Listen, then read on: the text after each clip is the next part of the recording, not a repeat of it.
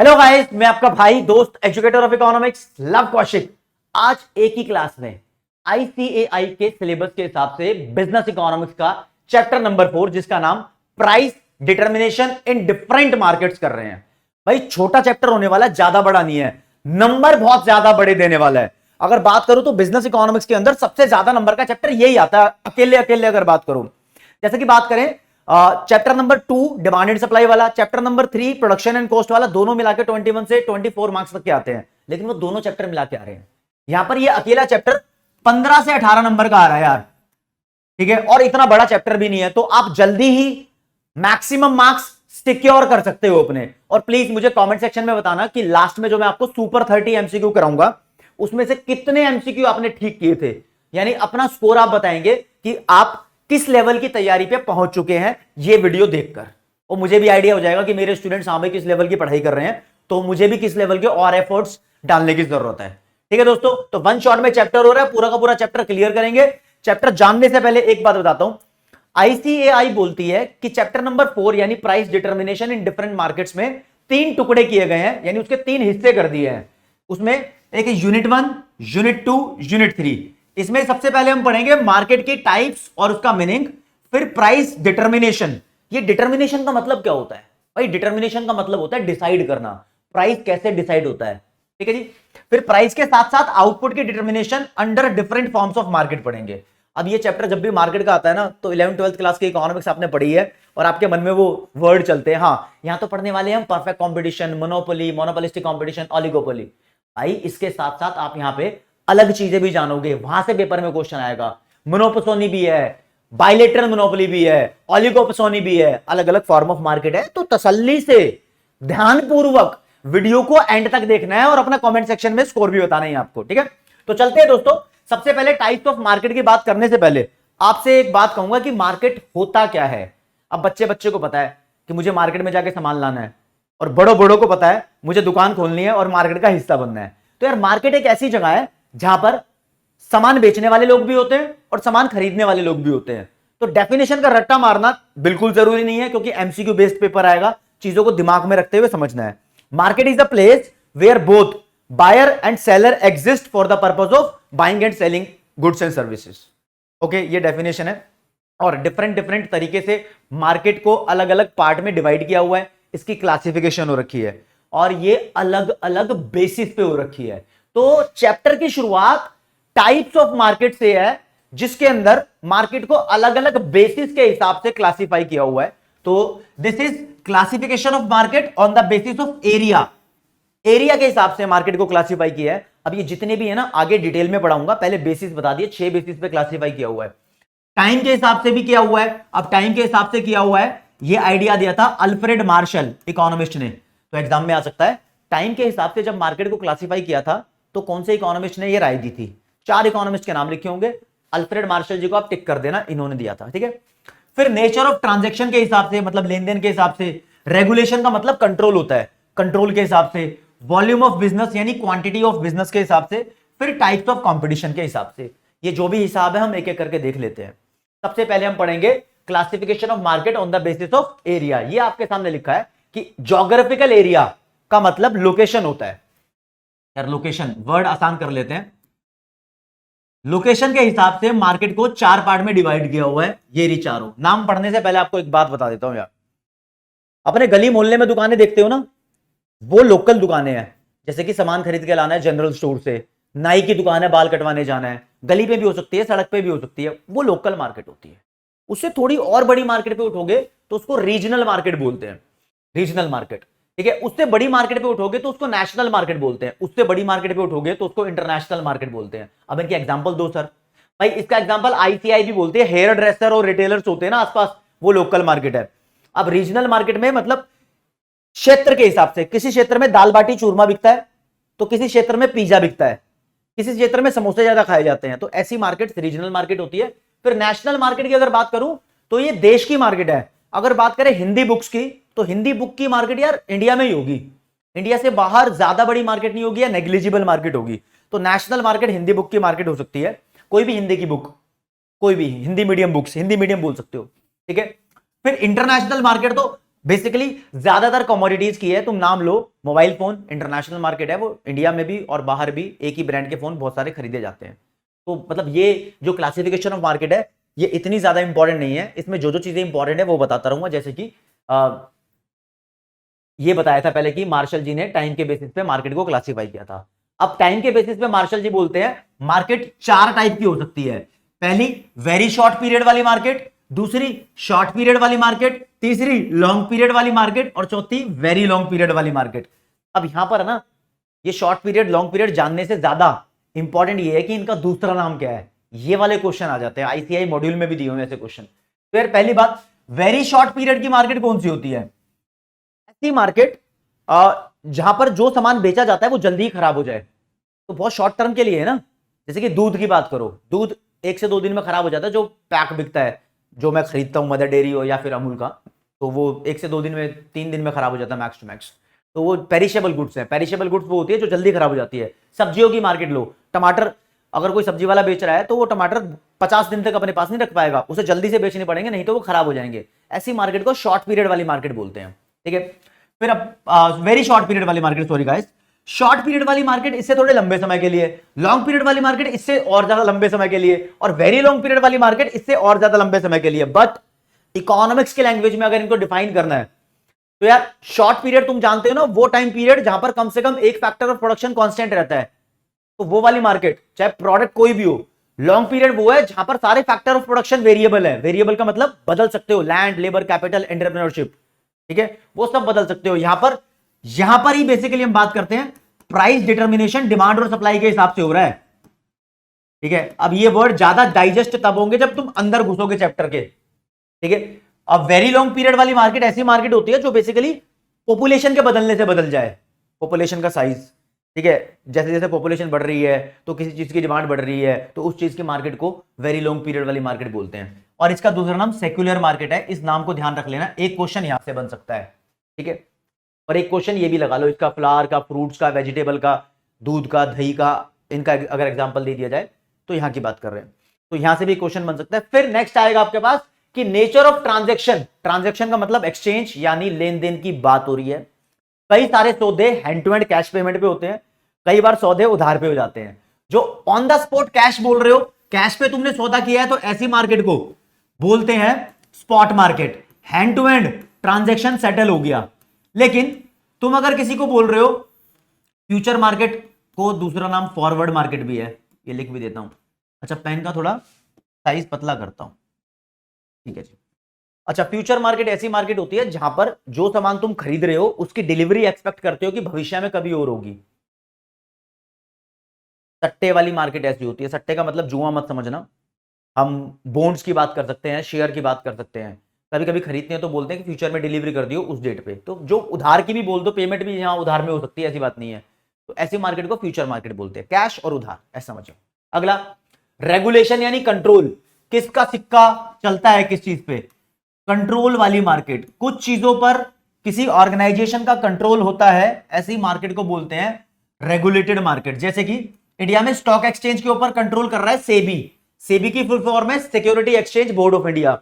फिर इंडिया में अगर बात करूं इंश्योरेंस मार्केट पे कंट्रोल करता है IRDA, IRDA, insurance and regulation, insurance regulatory development authority, ये कंट्रोल करती है। तो जिस मार्केट के ऊपर कोई बैठा है, बैंकों के ऊपर RBI बैठा है, तो बैंकों की मार्केट भी हो गई रेगुलेटेड मार्केट। लेकिन ऐसी मार्केट जिसके ऊपर कोई कंट्रोल नहीं कर रहा उसको अनरेगुलेटेड मार्केट बोलते हैं, यानी कोई भी दूसरी फ्री मार्केट हो गई इनको छोड़कर।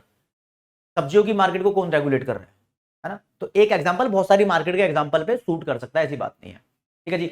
अगला बताओ, वॉल्यूम ऑफ बिजनेस यानी क्वांटिटी के हिसाब से मार्केट को डिसाइड किया हुआ है। जहां पर थोक के भाव में सामान मिलता है बड़ी बड़ी क्वांटिटी में, उसको होलसेल मार्केट बोलते हैं। जहां छुट्टा खरीद सकते हो छोटी छोटी क्वांटिटी में, उसको रिटेल मार्केट बोलते हैं। और नेक्स्ट बोला है दोस्तों, on the basis of transaction और नेचर ऑफ ट्रांजैक्शन को यहां से काट दो, ये हम कर चुके हैं, कर लिया पहले ही, अभी कर लिया, डबल डबल आ गया, कोई बात नहीं, ठीक है। On the basis of competition market को डिवाइड किया हुआ है। एक होता है परफेक्ट कंपटीशन, फिर एक होता है इम्परफेक्ट कंपटीशन। ऐसे नहीं कर रहे, सीधा लिख रहे हैं यहां पर भाई। एक परफेक्ट कंपटीशन, परफेक्ट कंपटीशन आज आपको अच्छे से समझ में आएगा, अगर जिंदगी में नहीं आया तो। कंपटीशन, ये भी आ गया यहां पर। एक मोनोपोली, फिर तीसरा आ गया मोनोपोलिस्टिक,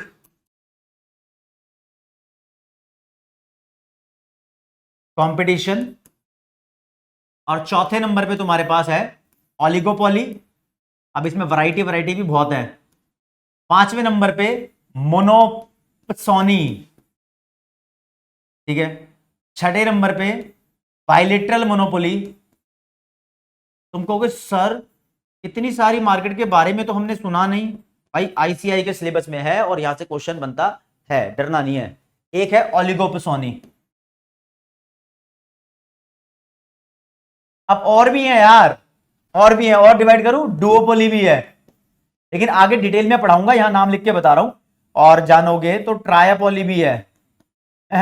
अभी मोटे मोटे तौर पे अभी बताता हूं। यहां पर ये नंबर्स ऑफ बायर्स और सेलर्स के हिसाब से मार्केट की क्लासिफिकेशन दिखा रहा हूं आपको। अभी सिर्फ यही वर्ड यूज कर रहा हूं कि कितने लोग सामान बेचने वाले हैं और कितने लोग सामान खरीदने वाले हैं। ऐसी मार्केट जहां पर बायर्स और सेलर्स बहुत सारे हैं, अनलिमिटेड बायर है, अनलिमिटेड सेलर है, ऐसी मार्केट को परफेक्ट कंपटीशन बोलते हैं। और ऐसी फीचर इसमें भी होती है मोनोपोलिस्टिक कंपटीशन में। दोनों की सेम फीचर नहीं है। यहां बोलते हैं यहां पर भी बहुत सारे बायर सेलर है, large number of buyer seller, यहां पर भी large number of buyer seller है। अगर इन दोनों में कंपैरिजन किया जाए तो ज्यादा buyers and sellers perfect competition में है। तो परफेक्ट कंपटीशन के बारे में आप बोल सकते हो very large number of buyers and sellers या फिर अनलिमिटेड बायर्स एंड सेलर्स। ठीक है, अब इसका एग्जांपल पूछोगे परफेक्ट कंपटीशन का, यार परफेक्ट कंपटीशन का कोई रियल एग्जांपल नहीं है पूरी दुनिया में। बोल देते हैं कि एग्रीकल्चरल प्रोडक्ट्स में परफेक्ट कंपटीशन का एग्जांपल है, ये बनी कैसे है वो दिखा देता हूं, एक बार में समझ में आ जाएगी। देखो मानो तुम कोई 10 रुपए का सामान खरीद के उससे एक प्रोडक्ट बनाते हो और मार्केट में 18 का बेचते हो। यानी 10 रुपए का रॉ मटेरियल लगाया आपने और 18 रुपए का सामान मार्केट में बेच दिया, 8 रुपए का आप प्रॉफिट कमा रहे हो। यह बात किसी दूसरे बंदे को पता लग गई और उसको भी पूरा पता है कि 10 का सामान बेच के आप 18 में कमा रहे हो, तो वो 10 का खुद खरीद के इस सामान को 17 में बेचने लग जाएगा। तो भाई वो ज्यादा पैसे कमाएगा, लोग आपसे नहीं खरीदेंगे उससे ही खरीदेंगे। तो आपको सामान बेचने के लिए प्राइस 17 ही रखना पड़ेगा या उससे कम रखना पड़ेगा। ये बात तीसरे बंदे को पता लग गई, वो देख रहा है कि हाँ 7 का प्रॉफिट कमा रहे हो, तो वो 10 का सामान खरीद के 16 का बेच रहा है। एक और को पता लगी 10 का सामान खरीद के 15 का बेच रहा है। ऐसे करते करते एक बंदा 10 का सामान खरीद के 11 का बेच रहा है। ये बात जैसे जैसे लोगों को पता लगती रहेगी तो लोग बेचने वाले ज्यादा होते रहेंगे, यानी नंबर ऑफ सेलर मार्केट में बढ़ते रहेंगे और उनका प्रॉफिट का लेवल धीरे धीरे कम होता रहेगा। अगर कोई बंदा रेट को कम नहीं करेगा तो उसका सामान नहीं बिकेगा। अब आप कहोगे नहीं क्या पता क्वालिटी में अंतर हो, तो हम उस सामान की बात कर रहे हैं जो एग्जैक्ट सेम है। ठीक है, बिल्कुल आइडेंटिकल होमोजीनियस प्रोडक्ट बोलते हैं उसको। तो यार यहां पर ना के बराबर प्रॉफिट कमा रहे हो। अगर तुमने 10 रुपए लगाए और 10 का ही सामान बेच दिया तो तुमने यहां पर कोई प्रॉफिट कमाया ही नहीं। इस बंदे की भी दुकान चलेगी, क्योंकि जितने पैसे तुम लगाते हो ना, इकोनॉमिक्स में बोलते हैं कि तुम अगर बोल रहे हो यार मैंने 10 रुपए लगाए थे, तो असली बात यह है कि जो तुमने 10 रुपए लगाए हैं ना, उस लगाने के अंदर आपने इतना सा प्रॉफिट पहले से इंक्लूड कर रखा है कि हाँ मैं 10 रुपए का ही सामान बेच दूं तो मुझे वो प्रॉफिट हो जाएगा जिससे मेरी कंपनी चलती रहे, जिंदा रहे, लॉस में ना जाए। तो जो आपकी ये कॉस्ट मैं बोल रहा हूं, ये आपकी वो वाली कॉस्ट है जिसके अंदर आपका थोड़ा सा प्रॉफिट ऑलरेडी इंक्लूडेड है। ये बात कोई बताता ही नहीं यार, बच्चों को समझ में नहीं आती। फिर मतलब जितने का बनाया है मैं उतने का ही बेचूंगा तो जीरो प्रॉफिट है ना, कोई मतलब ही नहीं। लेकिन यहां स्पष्ट कर दूं मैं आपको, जितने का बनाया है उतने का ही बेचने से भी मुझे सर्वाइवल वाला प्रॉफिट हो जाएगा। उस प्रॉफिट को बोलते हैं नॉर्मल प्रॉफिट। नॉर्मल प्रॉफिट वो प्रॉफिट होता है जिसको कमा के कंपनी खुली रहे, मतलब लॉस में होगी तो बंदी हो जाएगी ना। तो ऐसी मार्केट जहां पर धीरे धीरे नंबर ऑफ सेलर बढ़ गए हैं, बहुत सारे हो गए हैं और मार्केट में लोग नॉर्मल प्रॉफिट अर्न कर रहे हैं लॉन्ग रन में, वो परफेक्ट कंपटीशन मार्केट होती है। असलियत में इसका कोई एग्जांपल है नहीं। इंटरनेशनली जो भी सामान बेचा जाता है वो इस रेट पर आकर सेटल हो जाता है कि हर एक कंट्री उसको सेम रेट पर बेच रही है। जैसे कि अभी हर चीज में ऐसा है नहीं, अगर एग्जांपल लिया जाए तो पेट्रोल का हो सकता है। अगर कोई कंट्री 50 रुपए लीटर पेट्रोल बेच रही है, दूसरी वाली 60 रुपए लीटर पेट्रोल बेच रही है, तो तुम किससे खरीदोगे? 50 वाली से ना। तो दूसरी 60 वाले को पता लग जाएगा तो वही 50 पे बेचना शुरू कर देगी। तो ऐसा हो जाता है, लेकिन इसमें कुछ प्रॉब्लम्स है, एग्जैक्ट एग्जांपल ये भी नहीं है। तो एक इमेजिनरी मार्केट बोलते हैं परफेक्ट कंपटीशन को। अब मोनोपोलिस्टिक कंपटीशन इससे थोड़ी सी अलग है। ये कहता है बहुत सारे सामान बेचने वाले और खरीदने वाले तो हैं, लेकिन सब लोग अलग अलग क्वालिटी का सामान बेचते हैं। जैसे कि नहाने का साबुन, आप कोई और ब्रांड का साबुन यूज करते हो, मैं कोई और ब्रांड का साबुन यूज करता हूं, है तो वो नहाने का साबुन ही, आपने किसी और रेट पे खरीदा है, मैंने किसी और रेट पे खरीदा है। तो ऐसी मार्केट, टी शर्ट मार्केट, यार मेरी टी शर्ट पे कुछ और लिखा है, आपकी टी शर्ट पे कुछ और लिखा है, दोनों की टी शर्ट की क्वालिटी अलग है, कलर अलग है, हाइट अलग है, वेट अलग है, साइज अलग है, रेट भी अलग है। तो ऐसी वाली मार्केट मोनोपोलिस्टिक कंपटीशन होती है, ठीक है। यहां पर बहुत सारे, नॉर्मली आप अपने पास जो भी मार्केट देख रहे हो वो ज्यादातर मोनोपोलिस्टिक मार्केट है। चाहे टीवी की देख लो, अलग अलग कंपनियां टीवी बेचने की, हर एक टीवी की फीचर अलग भी हो सकती है, ठीक है। चलो कोई नहीं, इसको डिटेल में पढ़ते हैं अभी। फिर दोस्तों मोनोपोली, मोनोपोली वर्ड ही ग्रीक वर्ड से बना है, एक मोनो और दूसरा पॉली। पॉली का मतलब दोस्तों होता है फर्म, ग्रीक मतलब ग्रीस एक देश है यूरोप में, मोनो का मतलब होता है सिंगल। जैसे सुना ना मोनो एक्टिंग, मतलब अकेला बंदा एक्टिंग कर रहा है, मोनो डांस अकेला बंदा डांस कर रहा है, मोनो पेंटिंग अकेले बंदे ने पेंटिंग बनाई है। तो मोनोपोली ऐसी फॉर्म ऑफ मार्केट है जहां पर सिंगल अकेली फर्म है, सामान बेचने वाली, एक सर्विस प्रोवाइड करने वाली एक अकेली कंपनी है, खरीदने वाले बहुत सारे हो सकते हैं।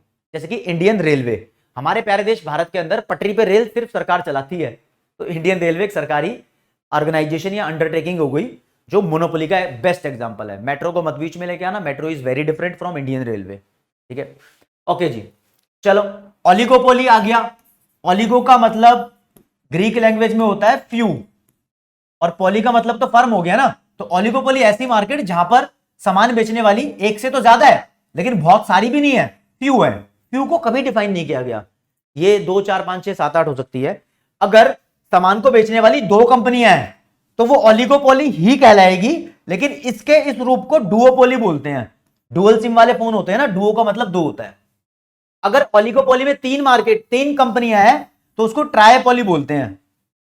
ये भी ओलिगोपोली, ये भी ओलिगोपोली, 4 वाली भी ओलिगोपोली, 10 वाली भी ओलिगोपोली, 15 वाली भी ओलिगोपोली। इसका एग्जांपल जैसे कि इंडिया में टेलीकॉम मार्केट है, यानी मोबाइल फोन के जो कनेक्शन बेचती है, एयरटेल भी है, जियो भी है, वीआई भी है, 3 4 5 6 7 8 9 10, इससे ऊपर नहीं है, तो ये ओलिगोपोली मार्केट है, ठीक है। 2 होती तो डुओपोली होती, अभी डुओपोली है नहीं, मुझे लगता है ट्राइपोली है मेनली, क्योंकि वीआई, जियो, एयरटेल मेजरली ये चल रही है। इससे अलग किसी मोबाइल फोन के अभी के कनेक्शन को जानते हो तो कमेंट सेक्शन में बताओ, मुझे भी पता लगे।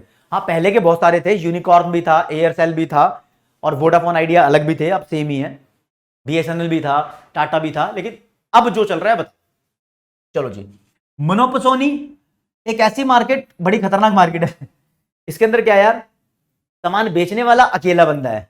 मोनोपोली में सामान बेचने वाला अकेला बंदा है, यहां सामान खरीदने वाला अकेला बंदा है, यानी एक ही बंदा सामान खरीद रहा है। जैसे कि इसका एग्जांपल बहुत कैडे लेवल का अगर आपको दूं तो इंडियन गवर्नमेंट ही सिर्फ रॉकेट खरीद रही है, कहीं से भी खरीद रही हो वो मैटर नहीं करता, चाहे फ्रांस से, चाहे अमेरिका से, चाहे रशिया से। इंडियन गवर्नमेंट ही सिर्फ बारूद खरीद रही है, बॉम्ब खरीद रही है, गन खरीद रही है। अब हर एक बंदे को गन खरीदना तो अलाउड नहीं है ना मार्केट से, ठीक है। तो ऐसी मार्केट में अकेला सिंगल बायर जहां पर है, सिंगल बायर, इस चीज को जान लो ओवरव्यू से, फिर डिटेल में बताता हूं। बायलेटरल मोनोपोली के बारे में बात करेंगे तो बायलेटरल का मतलब होता है 2 तरफा, मोनोपोली का मतलब एक बंदा जो सामान बेच रहा है। तो ऐसी खतरनाक मोनोपोली जहां पर सामान बेचने वाला भी एक ही बंदा है, सामान खरीदने वाला भी एक ही बंदा है, बस एक फर्म बेचने वाली, एक फर्म खरीदने वाली। यहां तो पंगा बढ़ गया यार, ऐसी कौन सी मार्केट होगी जहां पर एक ही बंदा सामान बेच रहा है और एक ही बंदा सामान खरीद रहा है, डिटेल में आएंगे। फिर ओलिगोपोसोनी ऐसी मार्केट होती है जहां पर, जैसे कि ओलिगोपोली कौन सी मार्केट होती है जहां पर फ्यू लार्ज सेलर होते हैं, ओलिगोपोसोनी वो होती है जहां पर फ्यू लार्ज बायर होते हैं। अब जैसे तुम्हें बताऊं तो इंडिया के अंदर कोकोआ, कोकोआ खरीदने वाली, कोकोआ वर्ल्ड वाइड बता रहा हूं, कोकोआ खरीदने वाले सिर्फ 2-3 ही बड़े बड़े बायर्स हैं। कोकोआ पता है ना, पाउडर भी आता है कोकोआ पाउडर। एक कंपनी है मिडलैंड, एक कारगिल नाम की कंपनी है, दोनों मिला के लगभग 90% तक टोटल कोकोआ खरीद लेते हैं। तो ऐसी मार्केट, ठीक है ना। अब पूछो कि तुम सर इसका बायलेटरल मोनोपोली का भी एग्जांपल बता दो, तो यार ब्राउन कोल मार्केट है ना, बायलेटरल मोनोपोली का एग्जांपल है। आज चलो यार, क्या छोटी छोटी डिस्कशन पे लगे हो, नंबर स्कोर करने हैं ना, गहरी डिस्कशन पे चलते हैं। तो ठीक है, आगे बताया हुआ है रेवेन्यू के टॉपिक्स, टीआर क्या होता है, एआर क्या होता है और एमआर क्या होता है। पहले तो रेवेन्यू और इनकम में अंतर जान लो, रेवेन्यू अलग चीज है, इनकम अलग चीज है। एग्जाम्पल बताता हूं, मान लो आपने किसी सामान को बनाने में 15 रुपए लगाए हैं और ये सामान को बेचने के बाद आपको 25 रुपए मिल गए हैं, तो जितने रुपए आप लगाते हो ये आपकी कॉस्ट है, जितने आपको मिलते हैं ये आपकी सेल है। और जो सेल है दोस्तों इसको ही रेवेन्यू बोलते हैं। ठीक है, इन दोनों के बीच का जो अंतर होता है इसको प्रॉफिट बोलते हैं, और प्रॉफिट ही इनकम का दूसरा नाम मान लो आप। तो अलग अलग चीजें सब कुछ। ठीक है, अब यहां पर थोड़ा डिफरेंशिएट करते हैं।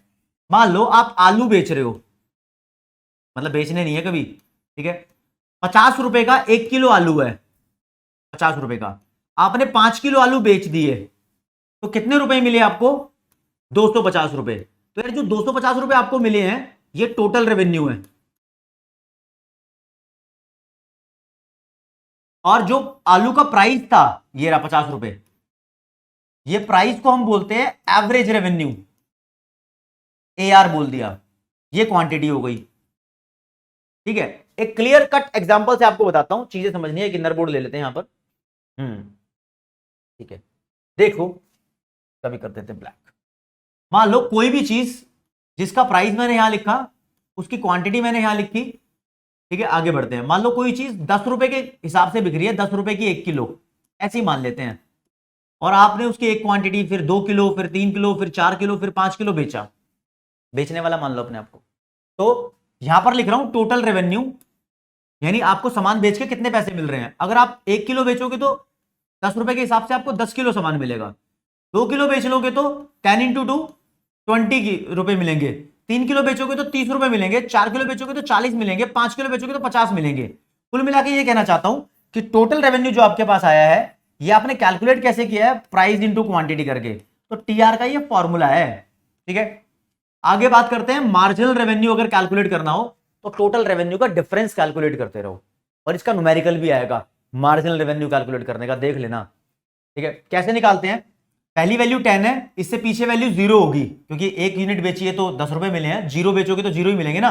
10 - 0 10, फिर इन दोनों का डिफरेंस 10, फिर इन दोनों का डिफरेंस 10, इन दोनों का डिफरेंस 10, इन दोनों का डिफरेंस 10। और अगर एआर निकालना हो आपको तो एवरेज यानी मीन निकालना है, वो टोटल अपॉन नंबर होता है ना। तो यार ये निकालना है तो टोटल रेवेन्यू अपॉन क्वांटिटी कर देना। टोटल रेवेन्यू ये रहा, क्वांटिटी ये रही, 10/1 10, 20/2 10, 30/3 10, 40/4 10, 50/5 10। कुल मिला के ये बताना चाह रहा हूं कि ये फॉर्मूला भी सेट होता है TR/Q = AR। तो यहां से क्वांटिटी को अगर ऊपर लेकर चले गए आप तो TR हो जाता है AR × Q। तो टोटल रेवेन्यू के दो फॉर्मूले, यहां पर ये बात होती है प्राइस और AR ये अलग अलग है। और सच बताऊं तो प्राइस और AR एक ही बात होती है। कैसे एक बात होती है? साबित करने के लिए आ जाती है। मान लो एवरेज रेवेन्यू का फॉर्मूला है total revenue upon quantity. Total revenue का फॉर्मूला क्या होता है? प्राइस इंटू क्वांटिटी, अपॉन में क्वांटिटी भी लिखा है, तो क्वांटिटी से क्वांटिटी कैंसिल, प्राइस आ गया। तो ऐसे में प्राइस और एवरेज रेवेन्यू एक दूसरे के इक्वल होते हैं हमेशा। हाँ, ये मत बोल देना कि प्राइस और एवरेज रेवेन्यू सेम बात है, ये दोनों एक दूसरे के बराबर होते हैं, इनकी वैल्यू हमेशा। बस इतनी बात बता रहा हूं। खैर ये तो अलग बात थी, अपने टॉपिक में वापस आ जाओ। तो दोस्तों ये तीन कॉन्सेप्ट मैंने आपको बताए, टीआर, एआर और एमआर। इन तीनों के कर्व भी होते हैं अलग अलग मार्केट में, अलग अलग तरीके के। तो मार्केट जब जब आएगी तो तीनों के कर्व डायग्राम भी दिखाऊंगा। तो अब बिहेवियरल प्रिंसिपल आपको करने हैं, मार्केट में जो बिहेवियर चलता है। अब ये बिहेवियर लिखे हैं, पहले तुम्हें नॉर्मल बात बता देता हूं। तुम्हें अपना सामान कम से कम उतने रुपए का बेचना चाहिए जितने रुपए आपने उसमें खर्च किए हैं। यानी मान लो आपने किसी सामान में 10 रुपए खर्च किए हैं, तो कम से कम 10 का तो बेचोगे यार उसको, है ना। तो ये 10 रुपए को मैं टोटल वेरिएबल कॉस्ट बोल रहा हूं। अगर आपने 10 रुपए की टोटल वेरिएबल कॉस्ट लगाई है इस पे, तो आप कम से कम 10 रुपए का बेचोगे। यहां पर मैं ये नहीं बोल रहा कि जमीन कितने की खरीदी थी आपने, मशीन कितने के लाए थे। अगर एक पेन आपने 5 रुपए का बनाया है और इस पेन को बनाने की मशीन आपने 5 लाख की ली है, तो 5 लाख आपकी फिक्स्ड कॉस्ट है और 5 रुपए आपकी वेरिएबल कॉस्ट है। तो कम से कम इस पेन को 5 रुपए का तो आपने बेचना ही बेचना है, नहीं इससे कम का बेचोगे तो लॉस हो जाएगा। तो किसी भी मार्केट का बिहेवियरल प्रिंसिपल ये बोलता है एक फर्म को इतना मतलब क्वांटिटी का प्रोडक्शन करना चाहिए या इतने रुपए की क्वांटिटी बेचनी चाहिए कि उसकी वेरिएबल कॉस्ट कवर हो रही हो। तो क्या लिखा है? प्रिंसिपल दो ही है। पहला लिखा है ये, a firm should not produce at all if TR from its product does not equal और एक्सीड टीवीसी यानी टोटल वेरिएबल फोर्स। यानी कह रहा है एक फर्म को प्रोडक्शन करना ही नहीं चाहिए अगर इसका टीआर टीवीसी के या तो बराबर है या बड़ा है तो ठीक है। अदरवाइज प्रोडक्शन नहीं करना चाहिए। यानी कब नहीं करना चाहिए? जब टीआर कम है, टीवीसी ज्यादा है, यानी आपने 10 रुपए खर्च कर रखे हैं और आपको सामान बेचने पे 9 रुपए मिल रहे हैं, तो प्रोडक्शन नहीं करना चाहिए। 10 मिले, 11 मिले, 12 मिले तो प्रोडक्शन करना चाहिए। तो ये पहली बात ध्यान रखना, इससे रिलेटेड क्वेश्चन आ सकता है। ठीक है। दूसरा बोलता है, दूसरा प्रिंसिपल क्या बोलता है, अगर मान लो आपको मार्जिनल रेवेन्यू एक फर्म को 10 रुपया हो रहा है किसी भी सामान से बेचने के, मतलब पैसा आ रहा है उसको ही मान लो मार्जिनल रेवेन्यू, और आप खर्च कर रहे हो इस पे 6 रुपए, तो आपको पैसा बच रहा है ना, 6 रुपए जा रहे हैं आपके, 10 रुपए आ रहे हैं, 4 रुपए बच रहे हैं एडिशनली। तो आपको यहां पर प्रोडक्शन बढ़ाना चाहिए। ऐसे में और ज्यादा प्रोडक्शन करो यार, प्रोडक्शन बढ़ाते रहो जब तक आपको गेन ज्यादा हो रहा है। अगर ऐसा टाइम आ जाए जब आपको 10 रुपए मिल रहे हैं और आपके 10 रुपए ही खर्च हो रहे हैं, यहां आप प्रोडक्शन बंद कर सकते हो। तो प्रोडक्शन तब तक चालू रखना चाहिए जब तक एमआर और एमसी एक दूसरे के बराबर नहीं हो जाते, और इसको इक्विलिब्रियम सिचुएशन बोलते हैं। जब जब ये क्वेश्चन भी है, देखो भाई, अगर मार्जिनल रेवेन्यू मार्जिनल कॉस्ट से ज्यादा होगा, तो कॉस्ट का मतलब खर्चा होता है, एक्सपेंडिचर, और रेवेन्यू का मतलब होता है गेन। तो जब तक आपके गेन ज्यादा है तब तक प्रोडक्शन करते रहो, जब गेन होना बंद हो जाए तो प्रोडक्शन बंद कर दो। लाइन क्या लिखी है? लिखी है, it will be profitable for the firm to expand output. Expand output मतलब आउटपुट बढ़ाना, whenever marginal revenue is greater than marginal cost. जब भी एमआरएमसी से ज्यादा है तो प्रोडक्शन बढ़ाते रहो, एक्सपेंड करते रहो, and to keep expanding output until marginal revenue equals marginal cost and MC should cut MR from below profit maximization और इक्विलिब्रियम कंडीशन। बड़ी खतरनाक लाइन लिख दी है यार यहाँ पर। इन्होंने ये बोला है, अगर एक तरीके से आपको कर्व की बात बताऊं तो कर्व की बात वैसे बता देता हूं, लेकिन सिखा नहीं रहा अभी।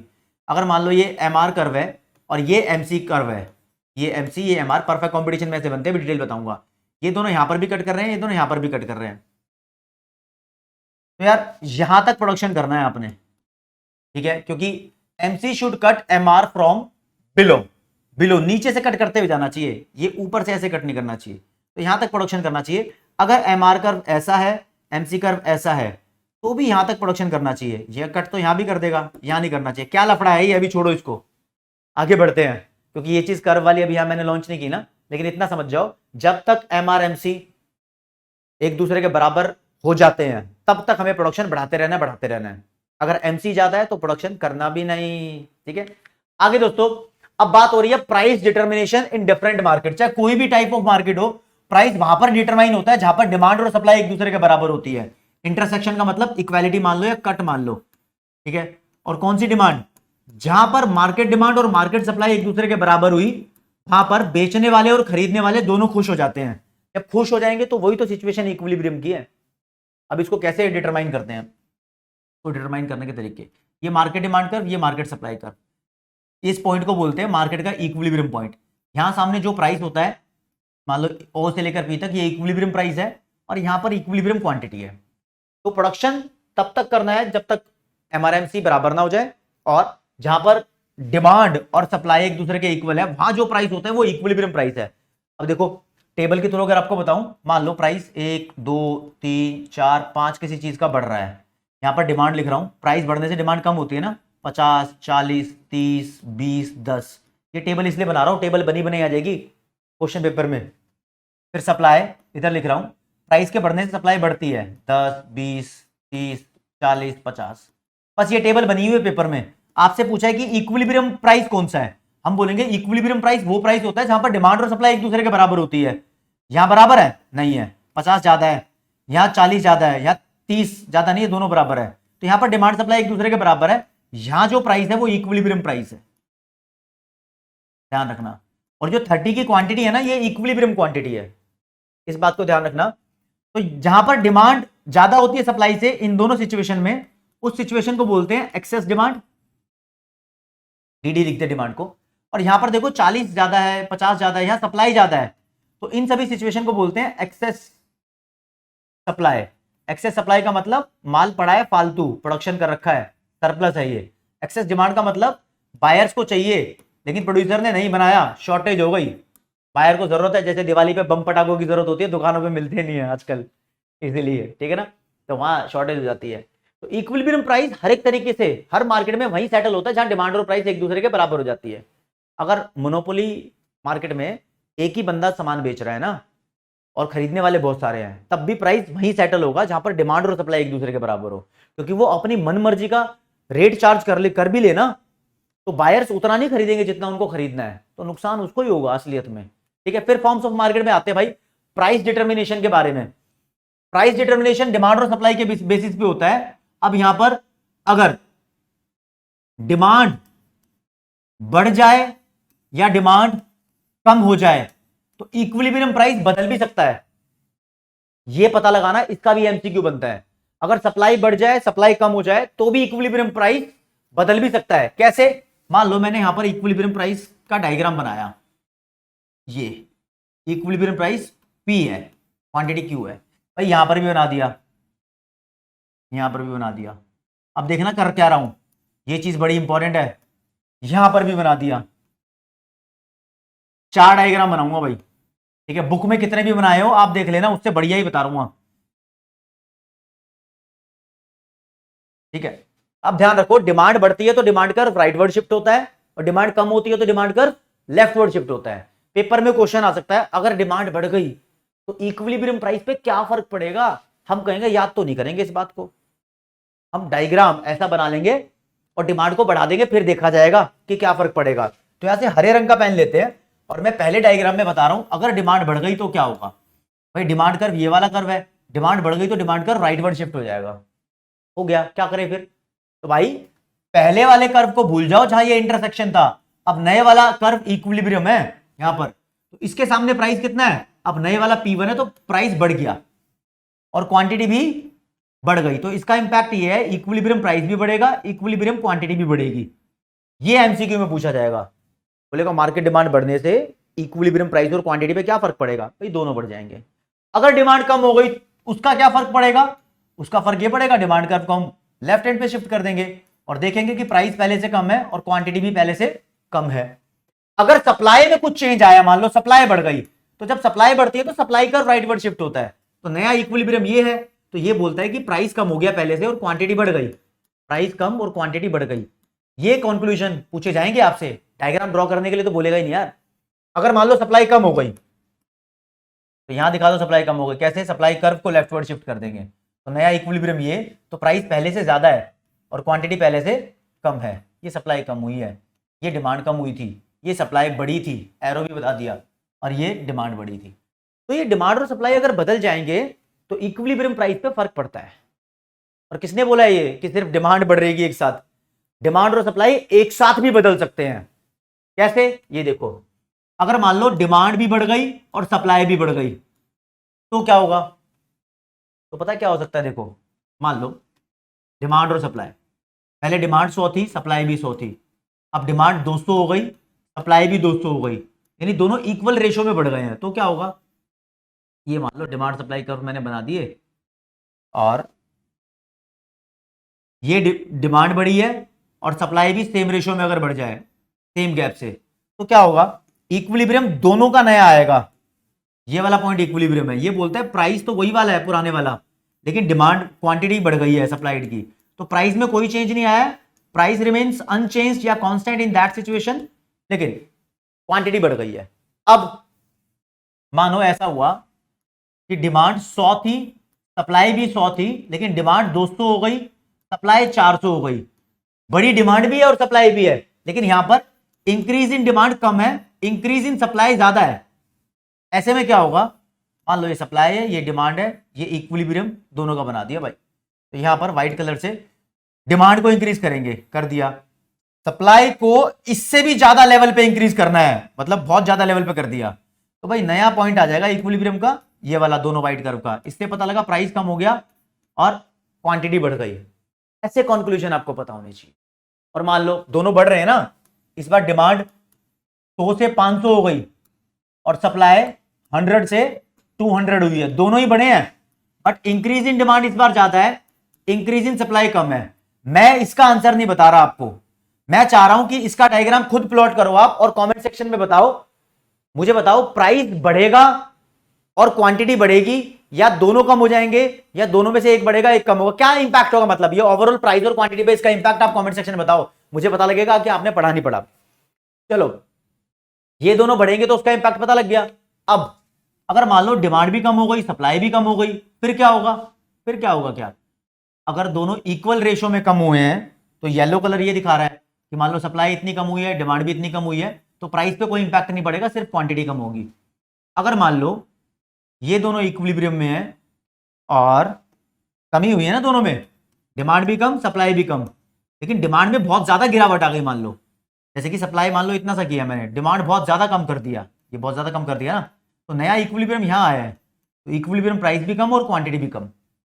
ठीक है जी। और तीसरे वाला बता ही देता हूं, ठीक है, ये डिमांड सप्लाई डिमांड कर्व बना दिए, ये वाला डिमांड है, इक्विलिब्रियम ऐसे बना दिया। और दोस्तों इसमें बता रहा हूं डिमांड कम हुई है, सप्लाई भी कम हुई है, लेकिन सप्लाई में ज्यादा गिरावट आई है। जैसे कि मान लो डिमांड में गिरावट बतानी है ना मुझे, ये गिरावट आई लेफ्टवर्ड, सप्लाई में बहुत ज्यादा ही गिरावट आ गई मान लो, यानी सप्लाई का गैप इतना सारा, डिमांड का गैप छोटा सा, तो नया इक्विलिब्रियम ये आया, प्राइस बढ़ गया पहले से, क्वांटिटी कम हो गई। रट्टा नहीं मारना किसी चीज का, सीखना है। अब डिमांड और सप्लाई जब बदलते हैं तो इक्विलिब्रियम प्राइस और क्वांटिटी बदल भी जाती है, तो जरूरी थोड़ी है दोनों बढ़ेंगे या दोनों कम होंगे, ऐसा भी तो हो सकता है एक बढ़ जाए दूसरा कम हो जाए। तो यार यहां पर बता रहा हूं अगर डिमांड बढ़ गई सप्लाई कम होगी तो क्या होगा, देख लो यार, ये दोनों मान लो इक्विलिब्रियम है, अब बना रहा हूं, ये दोनों मान लो इक्विलिब्रियम है, अब बना रहा हूं, ये दोनों मान लो इक्विलिब्रियम पे है, ठीक है, लेकिन डिमांड में इतनी गिरावट आई है, सप्लाई में भी गिरावट आनी है, मान लो सॉरी एक में बढ़ोतरी आनी है, एक में कमी आनी है। अब करते हैं, डिमांड बढ़ेगी सप्लाई कम होगी, डिमांड मान लो इतनी इंक्रीज हो गई, सप्लाई को इतना ही कम कर दो, सेम रेशियो से कम कर दिया, तो यार क्वांटिटी पे कोई फर्क नहीं पड़ेगा, ओनली प्राइस बढ़ेगा। ठीक है, अगला, अगर डिमांड में बहुत ज्यादा बढ़ोतरी आ गई, सप्लाई में कमी कम आई है, यानी डिमांड इतनी ज्यादा बढ़ गई है पहले से, सप्लाई थोड़ी सी कम हुई है, तो इक्विलिब्रियम यहां आया है, इससे पता लगा प्राइस भी बढ़ गया, क्वांटिटी भी बढ़ गई। आई होप कि आप लोगों को समझ में आ रहा है, मतलब ये रफ में इसलिए बना रहा हूं क्योंकि आपको इतने जेन्युइन तरीके से प्लॉट करके देखने ही नहीं है भाई, इसी तरीके से समझने है। और गड़बड़ी लग रही है तो वीडियो को पॉज कर दो, शांति से अपनी कॉपी के अंदर ये डायग्राम बनाओ, तब ज्यादा मजा आएगा। चलो जी, अब बता रहा हूं डिमांड इंक्रीज हो रही है, सप्लाई कम हो रही है, और लेकिन सप्लाई की गिरावट ज्यादा है। मान लो डिमांड को इंक्रीज किया हमने थोड़ा सा, सप्लाई में बहुत ज्यादा कमी कर दिया, तो ये वाला इक्विलिब्रियम आएगा नए वाला, इससे पता लगा कि प्राइस बढ़ जाएगा, क्वांटिटी कम हो जाएगी। इसके बाद और हैवी लेवल के टॉपिक है, ठीक है, ये तो एक टॉपिक है, इसमें से एक एमसीक्यू एक्सपेक्टेड है कि डिमांड सप्लाई में बदलाव होगा तो क्या फर्क पड़ेगा प्राइस और क्वांटिटी पे। अब दोनों एक दूसरे के अपोजिट डायरेक्शन में मूव हो रहे थे यहां पर, अब मान लो ये बोल देते हैं कि डिमांड कम है और सप्लाई ज्यादा है, तो यार तीन डायग्राम मैं पहले बना लूं, ये बनाया, ये बनाया और ये बनाया इक्विलिब्रियम का। अब इंपैक्ट देखेंगे कि डिमांड को कम करना है तीनों में और सप्लाई को बढ़ाना है। मान लो डिमांड कम हुई है, डिमांड यहां भी कम हुई है, डिमांड यहां भी कम हुई है, सप्लाई बढ़ानी है तीनों में, सप्लाई मान लो उसके बराबरी से बढ़ गई, यहां पर सप्लाई थोड़ी सी बढ़ी है, यहां पर सप्लाई बहुत ज्यादा बढ़ गई, तो नए नए इक्विलिब्रियम आ गए, यहां पर प्राइस कम हुआ था, क्वांटिटी बढ़ी थी, यहां पर सॉरी ये गलत पॉइंट ले लिया भाई, नया पॉइंट तो हमारा इक्विलिब्रियम का ये होना चाहिए, दोनों सफेद कर्व यहां कट कर रहे हैं ना, तो क्वांटिटी में कोई चेंज नहीं है, ओनली प्राइस में डिक्रीज है। यहां पर नया इक्विलिब्रियम ये है दोनों व्हाइट कर्व का, प्राइस भी कम क्वांटिटी भी कम, यहां पर नया पॉइंट ये है तो प्राइस कम लेकिन क्वांटिटी ज्यादा है। आप इसका रट्टा मार ही नहीं सकते, आपको सीखना ही पड़ेगा ये। ठीक है, तो दोस्तों ये था हमारा टॉपिक कि कैसे कैसे चेंज आता है, change in equilibrium price and equilibrium quantity due to change in demand and supply. ये यहां से इस सेक्शन से क्वेश्चन एक्सपेक्ट कर लो भाई, इंपॉर्टेंट है। आगे बढ़ते हैं भाई, अब एक एक करके मार्केट के बारे में बताए थे। परफेक्ट कंपटीशन के बारे में तो मैंने आपको बताया कि वो मार्केट जहां पर large number of buyers and sellers होते हैं, ऐसा सामान बेच रहे होते हैं जो हर दुकान पे सेम है, होमोजीनियस प्रोडक्ट बेच रहे होते हैं एकदम रापचिक, हर दुकान पे सेम, और यहाँ पर कोई भी आओ कोई भी जाओ, large number of buyers and sellers है तो फ्रीडम ऑफ एंट्री एग्जिट है, हर दुकान पे लगभग फिक्स्ड प्राइस होता है, सेम प्राइस होता है, और यहाँ पर परफेक्ट नॉलेज होती है, यानी हर बंदे को पता है कि कितने रुपए का सामान बन रहा है और कितने का बिक रहा है। किस टेक्नोलॉजी का इस्तेमाल हो रहा है, कौन सा इनपुट यूज हो रहा है, सब पता है सबको। लेकिन मोनोपोली अलग है, ऐसी मार्केट जहां पर सामान बेचने वाली एक दुकान होती है, ठीक है, स्ट्रॉन्ग बैरियर्स है एंट्री की, हर एक बंदा नहीं आ सकता मार्केट में। किस चीज की बैरियर्स है, मोनोपोली बनती कैसे है, यहां पर बोल रहे हैं कोजेस ऑफ मोनोपोली। मान लो मोनोपोली बनी क्यों यार, इसके बहुत सारे रीजन हो सकते हैं, कुछ मोटे मोटे रीजन यहां पर देख लेते हैं। पहले नंबर पे अगर आपको बताऊं तो कोई बंदा ऐसा सामान बना ले जो किसी और के पास नहीं है और उसका पेटेंट राइट ले ले, तो कोई और सामान को बेच ही नहीं पाएगा, मोनोपोली बन जाएगी उसकी। फिर सरकार अगर चाहे तो किसी ऐसी कंपनी को लाइसेंस दे सकती है, जैसे कि हमारे इलाके में बिजली आती है ना, तो टाटा पावर की आती है, तो टाटा पावर सप्लायर है इलेक्ट्रिसिटी का हमारे इलाके में, तो कोई और नहीं बेच सकता, तो गवर्नमेंट ने लाइसेंस दे रखा है उसको। और थोड़ी सी दूर जाके रिलायंस बेचती है तो वहां टाटा नहीं बेच सकती, तो उसकी मोनोपोली है। फिर यार गवर्नमेंट क्रिएटेड मोनोपोली भी होती है, गवर्नमेंट ने खुद मोनोपोली क्रिएट कर दी, ये कैसे करेगी, इंडियन रेलवे, सरकार ने खुद ही मोनोपोली क्रिएट कर रखी है, खुद भी कर सकती है, किसी और से भी करवा सकती है, कोई बंदा खुद भी कर सकता है अगर वो पेटेंट राइट ले ले तो। और बहुत सारे रीजन हो सकते हैं मोनोपोली बनने के, लेकिन ये मेन रीजन है, ध्यान रखना, ठीक है। तो बैरियर्स है कि मान लो पेटेंट राइट ले लिया किसी ने, या टाटा बिजली की सप्लाई कर रहा है, अब कोई और बिजली की सप्लाई करने लग गया तो इलीगल एक्टिविटी हो जाएगी ना, तो फिर वहां गवर्नमेंट बीच में आएगी, सजा देगी, धमकाएगी, डराएगी, फाइन लगाएगी, बंद कराएगी, क्या फायदा। बैरियर तो है ही, बैरियर का मतलब रुकावट है। और दोस्तों ये ऐसा यूनिक प्रोडक्ट बनाती है जिसका सब्स्टिट्यूट मार्केट में मिलता नहीं है। बिजली का कौन सा सब्स्टिट्यूट है, अब पटरी पे रेल के अलावा क्या चल सकता है, बस चल सकती है, तो रेलवे का भी नहीं है। और इसका डिमांड कर्व डाउनवर्ड स्लोपिंग होता है, एमआर स्टार्ट होता है सेम पॉइंट से, यानी मोनोपोली में अगर बात करें तो ये डिमांड कर्व है, इसको एआर कर्व भी बोलते हैं। अब लैंग्वेज समझते रहना, एआर कर्व ही डिमांड कर्व होता है किसी भी मार्केट का, और ये एमआर कर्व है। एमआर कर्व नेगेटिव भी जा सकता है, कोई दिक्कत वाली बात नहीं है, यानी यहां पर एआर हमेशा एमआर से ज्यादा होता है, क्योंकि यहां पर जो सामान बेचा जाता है उसके ज्यादा सब्स्टिट्यूट्स भी नहीं है, कोई क्लोज सब्स्टिट्यूट नहीं है बेसिकली, तो आप उसकी डिमांड भी नहीं बदल सकते। जिस चीज की डिमांड नहीं बदल सकते उसकी डिमांड लेस इलास्टिक यानी इन इलास्टिक होती है।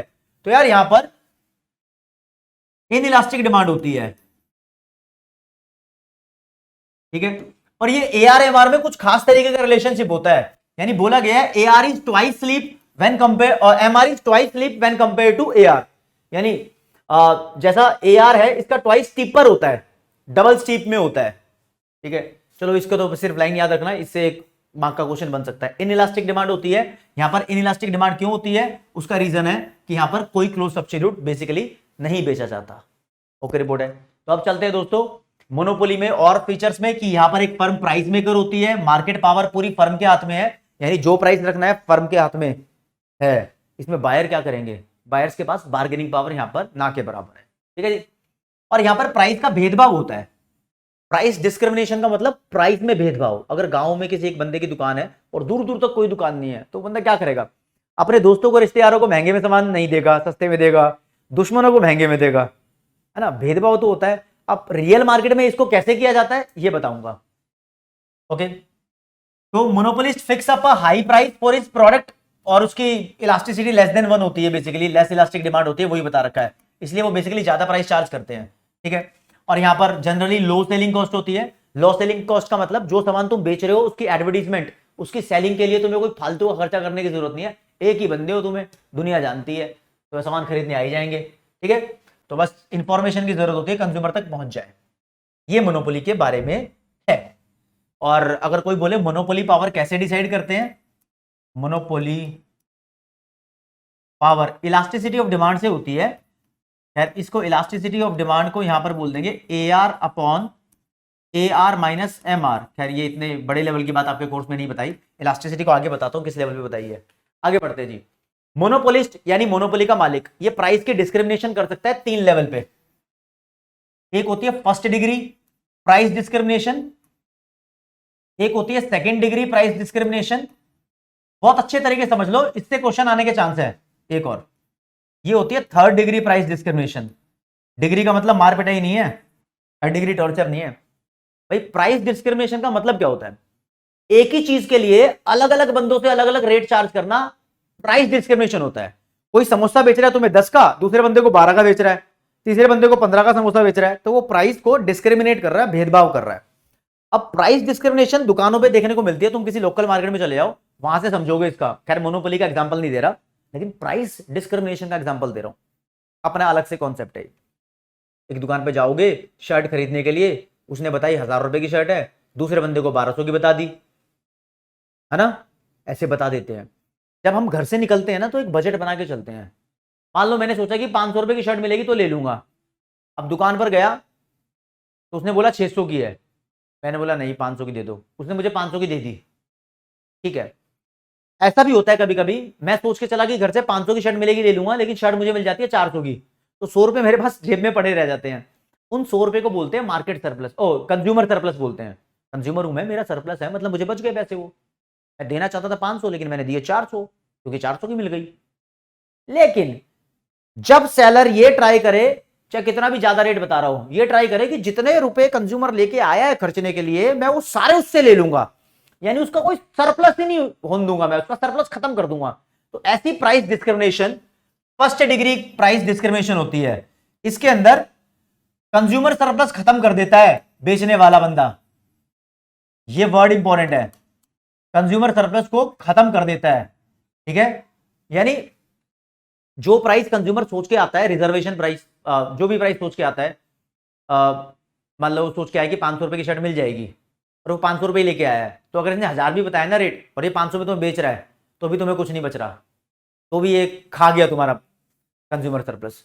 सेकेंड डिग्री प्राइस डिस्क्रिमिनेशन होती है क्वांटिटी के बेस्ड पे। क्वांटिटी के बेस्ड पे अलग अलग रेट मिलते हैं।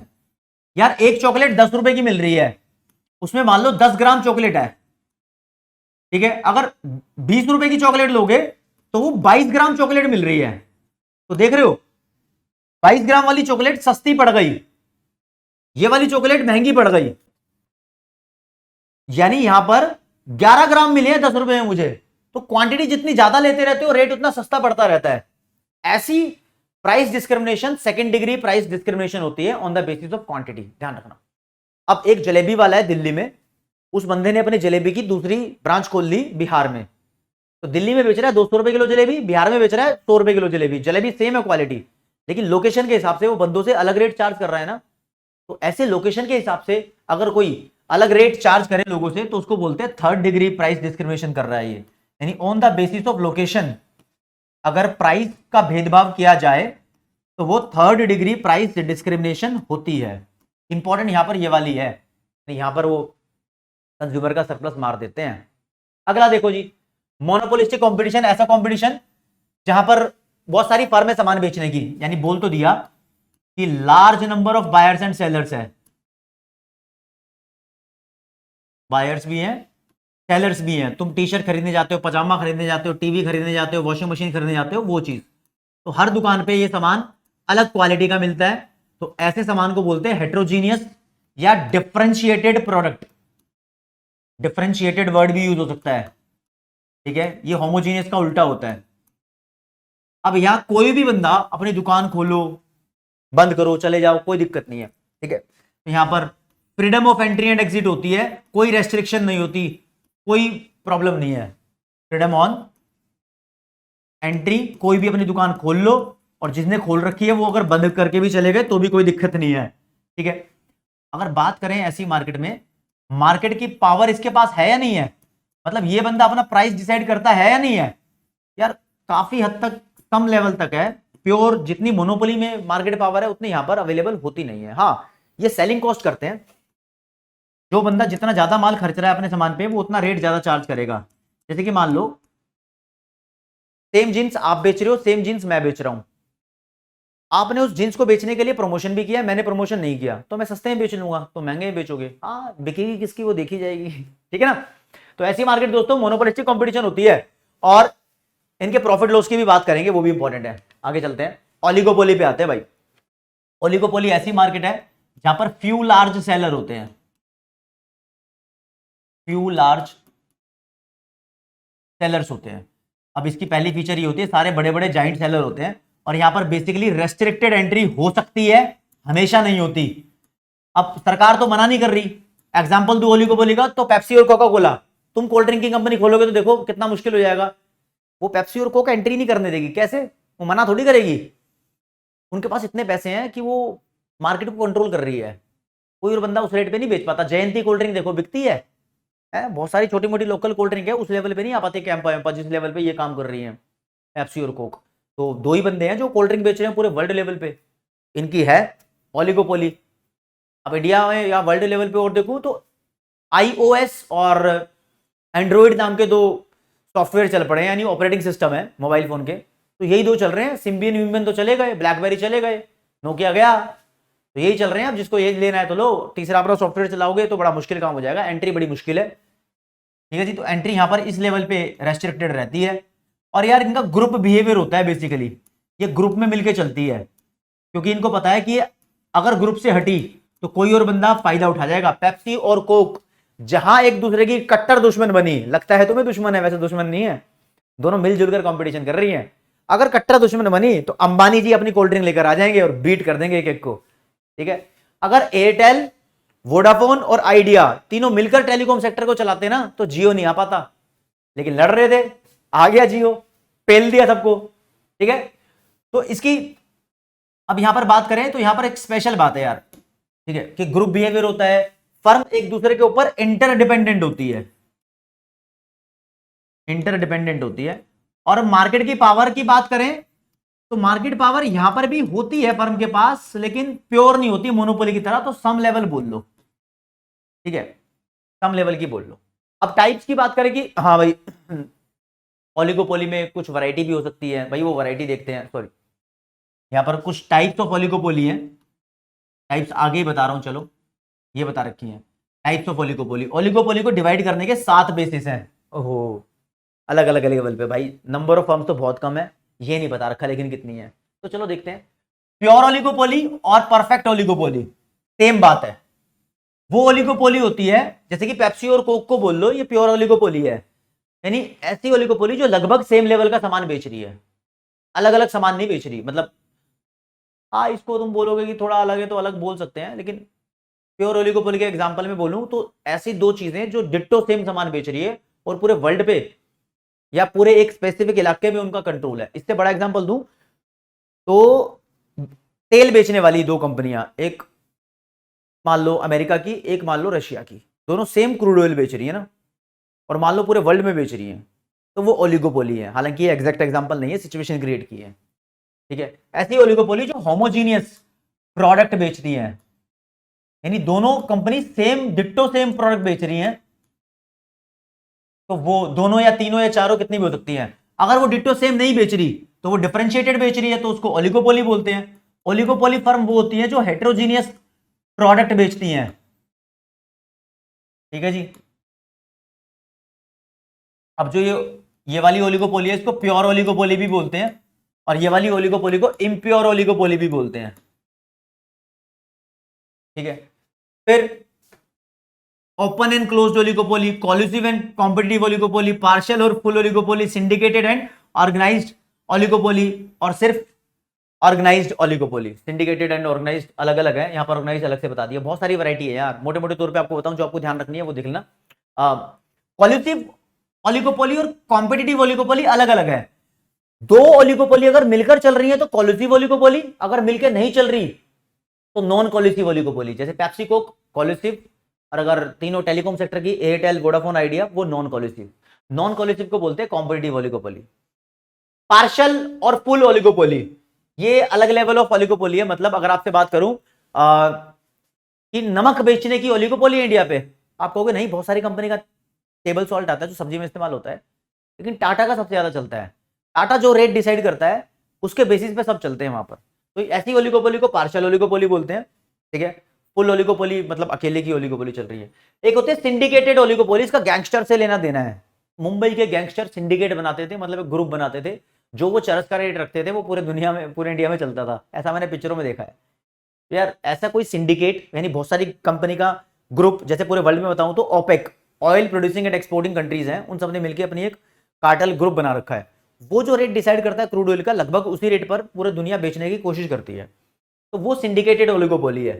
ठीक है, और एक होती है प्रॉपर ऑर्गेनाइज्ड ओलिगोपोली, यानी जिसमें बात करूं कि रेट का कोई लेन देन नहीं है, अनऑर्गेनाइज, सॉरी अनऑर्गेनाइज्ड ओलिगोपोली। जिसमें बहुत सारी फर्म है और रेट का कोई किसी पे कंट्रोल ही नहीं है। जब मान लो 3-4 कंपनी है कार बेचने की किसी देश में और अलग अलग रेट पे कार बेच रही है सेम लेवल की, तो वो अनऑर्गेनाइज ओलिगोपोली हो गई। ठीक है, और यहां पर दोस्तों हाँ ये वर्ड जो हेडिंग बनाई है ये किंग्ड डिमांड कर्व। ओलिगोपोली में किंग्ड, किंग का मतलब उल्टा ऐसा, किंग का मतलब टर्न लिया हुआ ऐसा, ऐसा डिमांड कर्व होता है। ये कॉन्सेप्ट नाम आ सकता है पॉल ए ट्वीजी, इकोनॉमिस्ट रहे हैं, अमेरिकन इकोनॉमिस्ट हैं, इन्होंने बोला था। वैसे ओलिगोपोली के अंदर आपने 11वीं-12वीं की माइक्रो इकोनॉमिक्स में पढ़ा होगा कि कोई डिमांड कर्व होता नहीं है। फिर इसके अलावा यार बड़ी क्लासेस में आओगे तो ओलिगोपोली के अंदर सिचुएशन के अकॉर्डिंग अलग अलग डिमांड कर्व होते हैं। तो ये डिमांड कर्व बोलता है कि मान लो यहां पर कोई प्राइस है, इस प्राइस से ऊपर डिमांड कर्व इलास्टिक है, मतलब फ्लैट है, इलास्टिक डिमांड होती है, और इससे नीचे इन इलास्टिक डिमांड होती है। मतलब 1 2 3 कंपनियां मान लो कोई भी सामान बेच रही है इंडिया में, ओलिगोपोली है। मान लो ये टेलीकॉम सेक्टर की इंटरनेट कनेक्शन की बात हो रही है, तो इनको ये पता है जिस रेट पे प्रिवेलिंग रेट है ये, इस पे सामान बेच रही है। अगर किसी एक बंदे ने ए ने रेट बढ़ा दिए तो डिमांड इलास्टिक है, इलास्टिक का मतलब बहुत जल्दी कम हो जाएगी। अगर कोई रेट कम करता है तो नहीं बदलेगी, यानी प्राइस हाइक होगा तो लोग उसको फॉलो ही नहीं करेंगे। एक ने प्राइस बढ़ाया ना तो दुनिया, मान लो जियो ने बढ़ा दिया तो एयरटेल वोडाफोन नहीं बढ़ाएंगे अपना रेट यहां पर। क्यों? क्योंकि रेट बढ़ाने से लोग डिमांड कम कर देते हैं, और अगर इसने रेट कम कर दिया तो इनको रेट कम करना पड़ेगा। ऐसा होता है ओलिगोपोली में, प्राइस हाइक को लोग फॉलो नहीं करते, प्राइस फॉल को फॉलो करना मजबूरी हो जाती है। इसके लिए ये किंग डिमांड कर बनता है। किंग का मतलब है टर्न आ रहा है, यहां पर मोड़ आ रहा है एक तरीके का। इतना ध्यान रखो बस, आपसे बनाने के लिए नहीं आएगा, एमसीक्यू क्रैक करना होगा, इसके ऊपर क्वेश्चन देखेंगे। ठीक है, किंग डिमांड कर। और दोस्तों अदर इंपॉर्टेंट मार्केट फॉर्म्स की बात करें तो डुओपोली, जहां पर ओनली 2 फर्म होती है, पार्ट ये भी ओलिगोपोली का है। और फिर बताया जाएगा मोनोपोसोनी, बता दिया मैंने आपको, ऐसी फॉर्म ऑफ मार्केट जहां पर सिंगल बायर होता है, किसी भी चीज का सिंगल बायर। ठीक है, जैसे कि बात करिए डिफेंस गुड्स की गवर्नमेंट ही परचेज करती है ना इंडिया में भी, तो वो चीज। आगे एक और बताई ओलिगोपोसोनी, तो ये एक ऐसी मार्केट है जहां पर small number of large buyers होती हैं, यानी बायर बहुत बड़े बड़े हैं लेकिन बायर एक्चुअली संख्या में छोटे हैं, नंबर्स में बहुत कम है ओलिगोपोली के। जैसे कोकोआ के बारे में बताया था आपको मैंने, तो कारगिल और माइंड लैंड कंपनी है, माइंड लैंड, मिडलैंड बोल दो, मिडलैंड है, माइंडलैंड नहीं है। ठीक है, मिडलैंड है और कारगिल, ये कंपनी है, ये 90% कोकोआ पाउडर खरीद रही है, कोकोआ ही खरीद रही है, पाउडर तो क्या ही है, कोकोआ परचेज कर रही है। ठीक है, इसका एग्जांपल मतलब ये टशन लेना नहीं आएगा, रियल मार्केट एग्जांपल आपके में। ठीक है, एक बताया बायलेटरल ओलिगोपोली, यहां पर सिंगल सेलर होता है और साथ साथ में सिंगल बायर भी होता है। ये कॉम्बिनेशन है मोनोपोली का और मोनोपोसोनी का। ये क्वेश्चन आ सकता है, कॉम्बिनेशन ऑफ मोनोपोली और मोनोपोसोनी कौन है, तो बायलेटरल मोनोपोली है। ठीक है, अब इसमें बताऊं तो ब्राउन कोल मार्केट जो है उसमें ऐसा है, लेकिन क्या ही करोगे जान के किसी मार्केट का एग्जांपल, इससे बात नहीं बन रही, बात तो अलग कॉन्सेप्ट से बनेगी। अब आपके एमसीक्यू शुरू कर रहा हूं दोस्तों, लेकिन एक बार डायग्राम आपको बता दूं एमसीक्यू शुरू करने से पहले, आप अपना स्कोर भी मुझे बताओगे ना। डायग्राम का सेक्शन आ गया भाई, सबसे इंपॉर्टेंट। अब डायग्राम्स देख लो, इनर बोर्ड में डायग्राम दिखाऊंगा पेन का कलर पहले चेंज कर लेते हैं, ये हो जाएगा अपना ये वाला, और पेन का कलर रखेंगे ये वाला। ठीक है, और यहाँ पर इनर बोर्ड आ गया। ओके जी, आगे बढ़ो। आपको बताता हूं सबसे पहले परफेक्ट कंपटीशन की बात।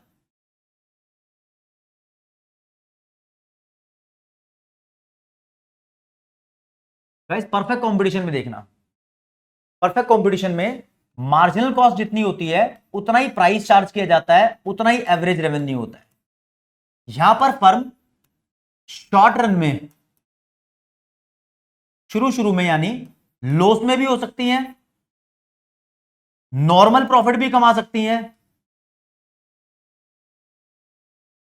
और सुपर नॉर्मल प्रॉफिट भी कमा सकती है।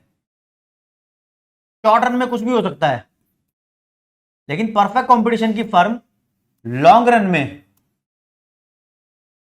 हमेशा नॉर्मल प्रॉफिट ही अर्न करेगी।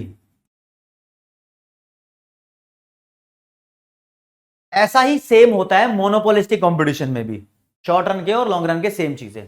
अब ये कंपनी लॉस में कब होती है, नॉर्मल प्रॉफिट कब होता है, ऐसी बातें आपको बताता हूं। देखो, जब कोई कंपनी इतना प्राइस चार्ज कर रही है कि उसकी एवरेज वेरिएबल कॉस्ट कवर हो रही है, सिर्फ सिर्फ ये कवर हो रही है, तो वो कंपनी अपने शटडाउन पॉइंट पे है, परफेक्ट कंपटीशन बोलते हैं। अगर प्राइस उसने इससे भी कम चार्ज किया है तो कंपनी बंद हो जाएगी, शटडाउन हो जाएगा, ठीक है। लेकिन हम बात करते हैं, अगर उसने प्राइस उतना चार्ज किया है जितनी एवरेज कॉस्ट है, एवरेज कॉस्ट अलग होती है, एवरेज वेरिएबल कॉस्ट से ज्यादा होती है, तो वो नॉर्मल प्रॉफिट अर्न कर रही है।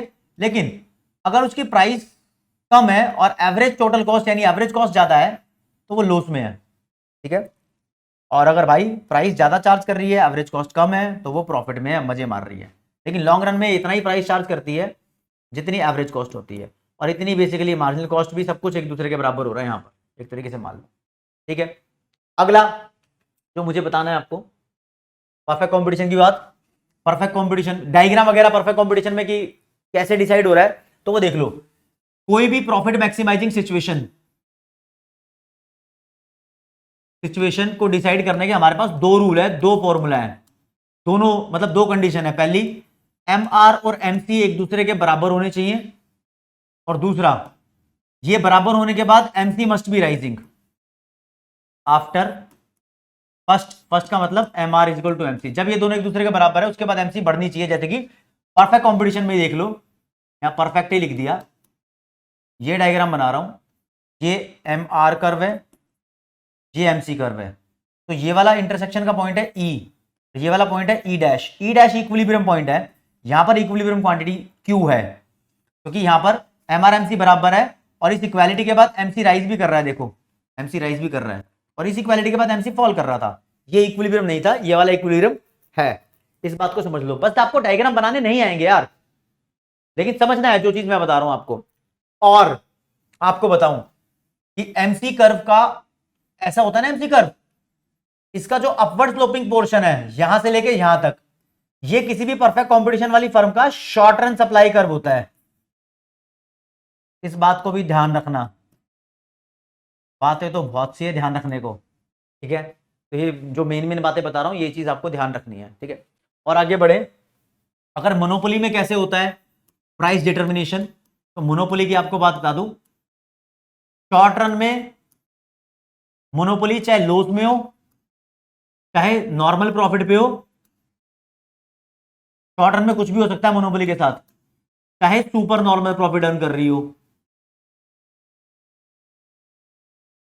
लेकिन लॉन्ग रन के अंदर मोनोपोली सिर्फ सुपर नॉर्मल प्रॉफिट अर्न करेगी। कौन सा? Super normal profit. आप ना इन चीजों का स्क्रीनशॉट ले लो हैंड टू हैंड, क्योंकि ये चीज जो मैं एक्स्ट्रा बोर्ड में लिख रहा हूं, ये चीज आपको आपकी डीप जो आपको नोट्स मिलेंगे ना, क्लास नोट्स, वो पीडब्ल्यू की ऐप पे ये चीज नहीं मिल पाएगी। मैं स्क्रीनशॉट लेने का समय दे देता हूं आपको। देखो जो लिखवा रहा हूं ना, अभी और करवाऊंगा, इसका भी ले लो स्क्रीनशॉट वीडियो पोस्ट करने के बाद, इसका भी, इसका भी, इसका भी, इसका भी। अभी आगे बढ़ रहे हैं। सुपर नॉर्मल प्रॉफिट, यार कंडीशन वही रहेगी प्रॉफिट अर्न करने की कि एमआर और एमसी बराबर होने चाहिए और एमसी बढ़ना चाहिए इक्वालिटी के बाद। तो देखो ये इसका एआर है, ये इसका एमआर है मोनोपोली का। अब एमसी कर्व तो मार्केट नहीं देखता, वो यू शेप ही होता है। अब यहां पर एमआर एमसी ने एक दूसरे को कट किया, तो ये इक्विलिब्रियम है एमसी का, इतना प्रोडक्शन करेगी वो, ठीक है। अगर कंपनी को प्राइस कितना चार्ज करना है वो एआर कर्व बताता है, ये प्राइस होता है ना, तो इसी पॉइंट को ऊपर ले जाओ, कंपनी प्राइस इतना चार्ज करेगी, इतना प्राइस चार्ज करेगी, इतना प्रोडक्शन करेगी, तो ये प्रॉफिट है या नहीं है, ये सब डिपेंड करेगा एसी की वैल्यू पे। यार एसी की वैल्यू, अब एसी कर्व तो यू शेप होता है, वो कहां से निकलेगा, डिपेंड करता है। अब एसी अगर इसके नीचे से निकल रहा है तो कंपनी बहुत सारा प्रॉफिट कमा रही है यार। एसी इसके नीचे से निकलना चाहिए, ये रहा एसी। हाँ बस एक बात का ख्याल रखना, ये एमसी है, एमसी कर्व एसी को उसके मिनिमम पॉइंट पर कट करना चाहिए। ऐसे बहुत सारे पॉइंट है, सोचने की जरूरत ही नहीं है मतलब इन बारे में कि एसी ऊपर से निकलेगा या नीचे से निकलेगा। बस आपने ये ध्यान रखना है कि अगर प्राइस कम हुआ एसी से तो लॉस है, प्राइस एसी के बराबर हुआ तो नॉर्मल प्रॉफिट है। अगर प्राइस बढ़ा हुआ एसी से, एसी को एवरेज टोटल कॉस्ट भी बोल देते हैं एटीसी, तो सुपर नॉर्मल प्रॉफिट है। लॉन्ग रन में ऐसा ही होगा, ठीक है। लेकिन अगर मोनोपोलिस्टिक कंपटीशन हुई तो लॉन्ग रन में प्राइस और एवरेज वेरिएबल कॉस्ट उसके बराबर होते हैं, एवरेज वेरिएबल कह रहा हूं, एवरेज टोटल कॉस्ट उसके बराबर होते हैं। इस चीज को ध्यान रखना है। एक दोस्तों आपको यहां पर इलास्टिसिटी ऑफ डिमांड का मेन चीज है जो करनी है, यहां पर M R is equal to A R bracket में elasticity of demand minus 1 upon elasticity. ये रिश्ता होता है एम आर और ए आर के अंदर, ठीक है। यहां पर हमें कुछ कमेंट करनी है कि इलास्टिसिटी और एमआर में क्या रिलेशनशिप स्टैब्लिश कर सकते हैं। मान लो इलास्टिसिटी किसी प्रोडक्ट की 1 है, यहां से क्वेश्चन आएगा, यहां से आएगा क्वेश्चन, ध्यान रखना। तो ई की जगह 1 पुट कर दो तो एमआर की वैल्यू क्या आ जाएगी, एमआर की वैल्यू आ जाएगी ए आर, ई की जगह 1 माइनस 1 अपॉन ई भी 1 है तो यार 1 माइनस 1 जीरो ही होता है, ए आर को 0 से मल्टीप्लाई करोगे तो 0। जब भी इलास्टिसिटी 1 होगी तो एमआर 0 होगा, और दोस्तों जब एमआर 0 होता है ना तो टीआर अपने आप में मैक्सिमम होता है। अब ये सब भी बता रहा हूं, एमआर 0 होता है, टीआर मैक्सिमम होता है, कब होता है, ठीक है। ये चीजें मुझे बतानी है आपको। अगर इलास्टिसिटी की वैल्यू पॉजिटिव निकली, ठीक है, इलास्टिसिटी की वैल्यू मान लो 1 से ज्यादा है, 1 से ज्यादा की बात कर, पॉजिटिव की बात नहीं कर रहे, तो अगर इलास्टिसिटी पॉजिटिव हुई 1 से ज्यादा, सॉरी 1 से ज्यादा हुई तो इलास्टिक, अगर इलास्टिसिटी 1 से कम हुई तो डिमांड इन इलास्टिक, तो एम आर की वैल्यू पॉजिटिव होगी या नेगेटिव होगी। तो इस केस में एम आर की वैल्यू पॉजिटिव होगी या नेगेटिव होगी, ये आपको कमेंट सेक्शन में बताना है। फिर कैसे बताओगे भाई, इलास्टिसिटी की वैल्यू 1 से ऊपर कोई भी पुट करके देख लेना, और फिर इलास्टिसिटी की वैल्यू 1 से नीचे पुट करके कोई भी देख लेना, आपको पता लग जाएगा। चलो मैं बता ही देता हूं आपको यार, बता ही देता हूं, इतना लफड़े में नहीं डालूंगा। यहां पर इलास्टिसिटी की वैल्यू 1 से नीचे कोई भी पुट करो, कुछ भी पुट कर सकते हो, पुट करके देख लेना। मान लो पुट कर दिया यहां पर 0.5, 0.5 माइनस 1 अपॉन 0.5, तो माइनस 0.5 अपॉन 0.5 कुछ भी माइनस में आएगा ना तो ये नेगेटिव वैल्यू होगी। जब भी इलास्टिसिटी की वैल्यू 1 से कम होगी तो एम आर नेगेटिव होगा, और 1 से ज्यादा हुई तो एम आर पॉजिटिव होगा। इस बात को ध्यान रखना, ये इंपॉर्टेंट है, ठीक है। अब दोस्तों फिर मुझे बताना है आपको, इधर है परफेक्ट कॉम्पिटिशन, इधर मैं इम्परफेक्ट कॉम्पिटिशन लिख रहा हूं, इसमें मोनोपोली भी आ गई, मोनोपोलिस्टिक कॉम्पिटिशन भी आ गया, मोनोपोलिस्टिक भी लिख देते हैं।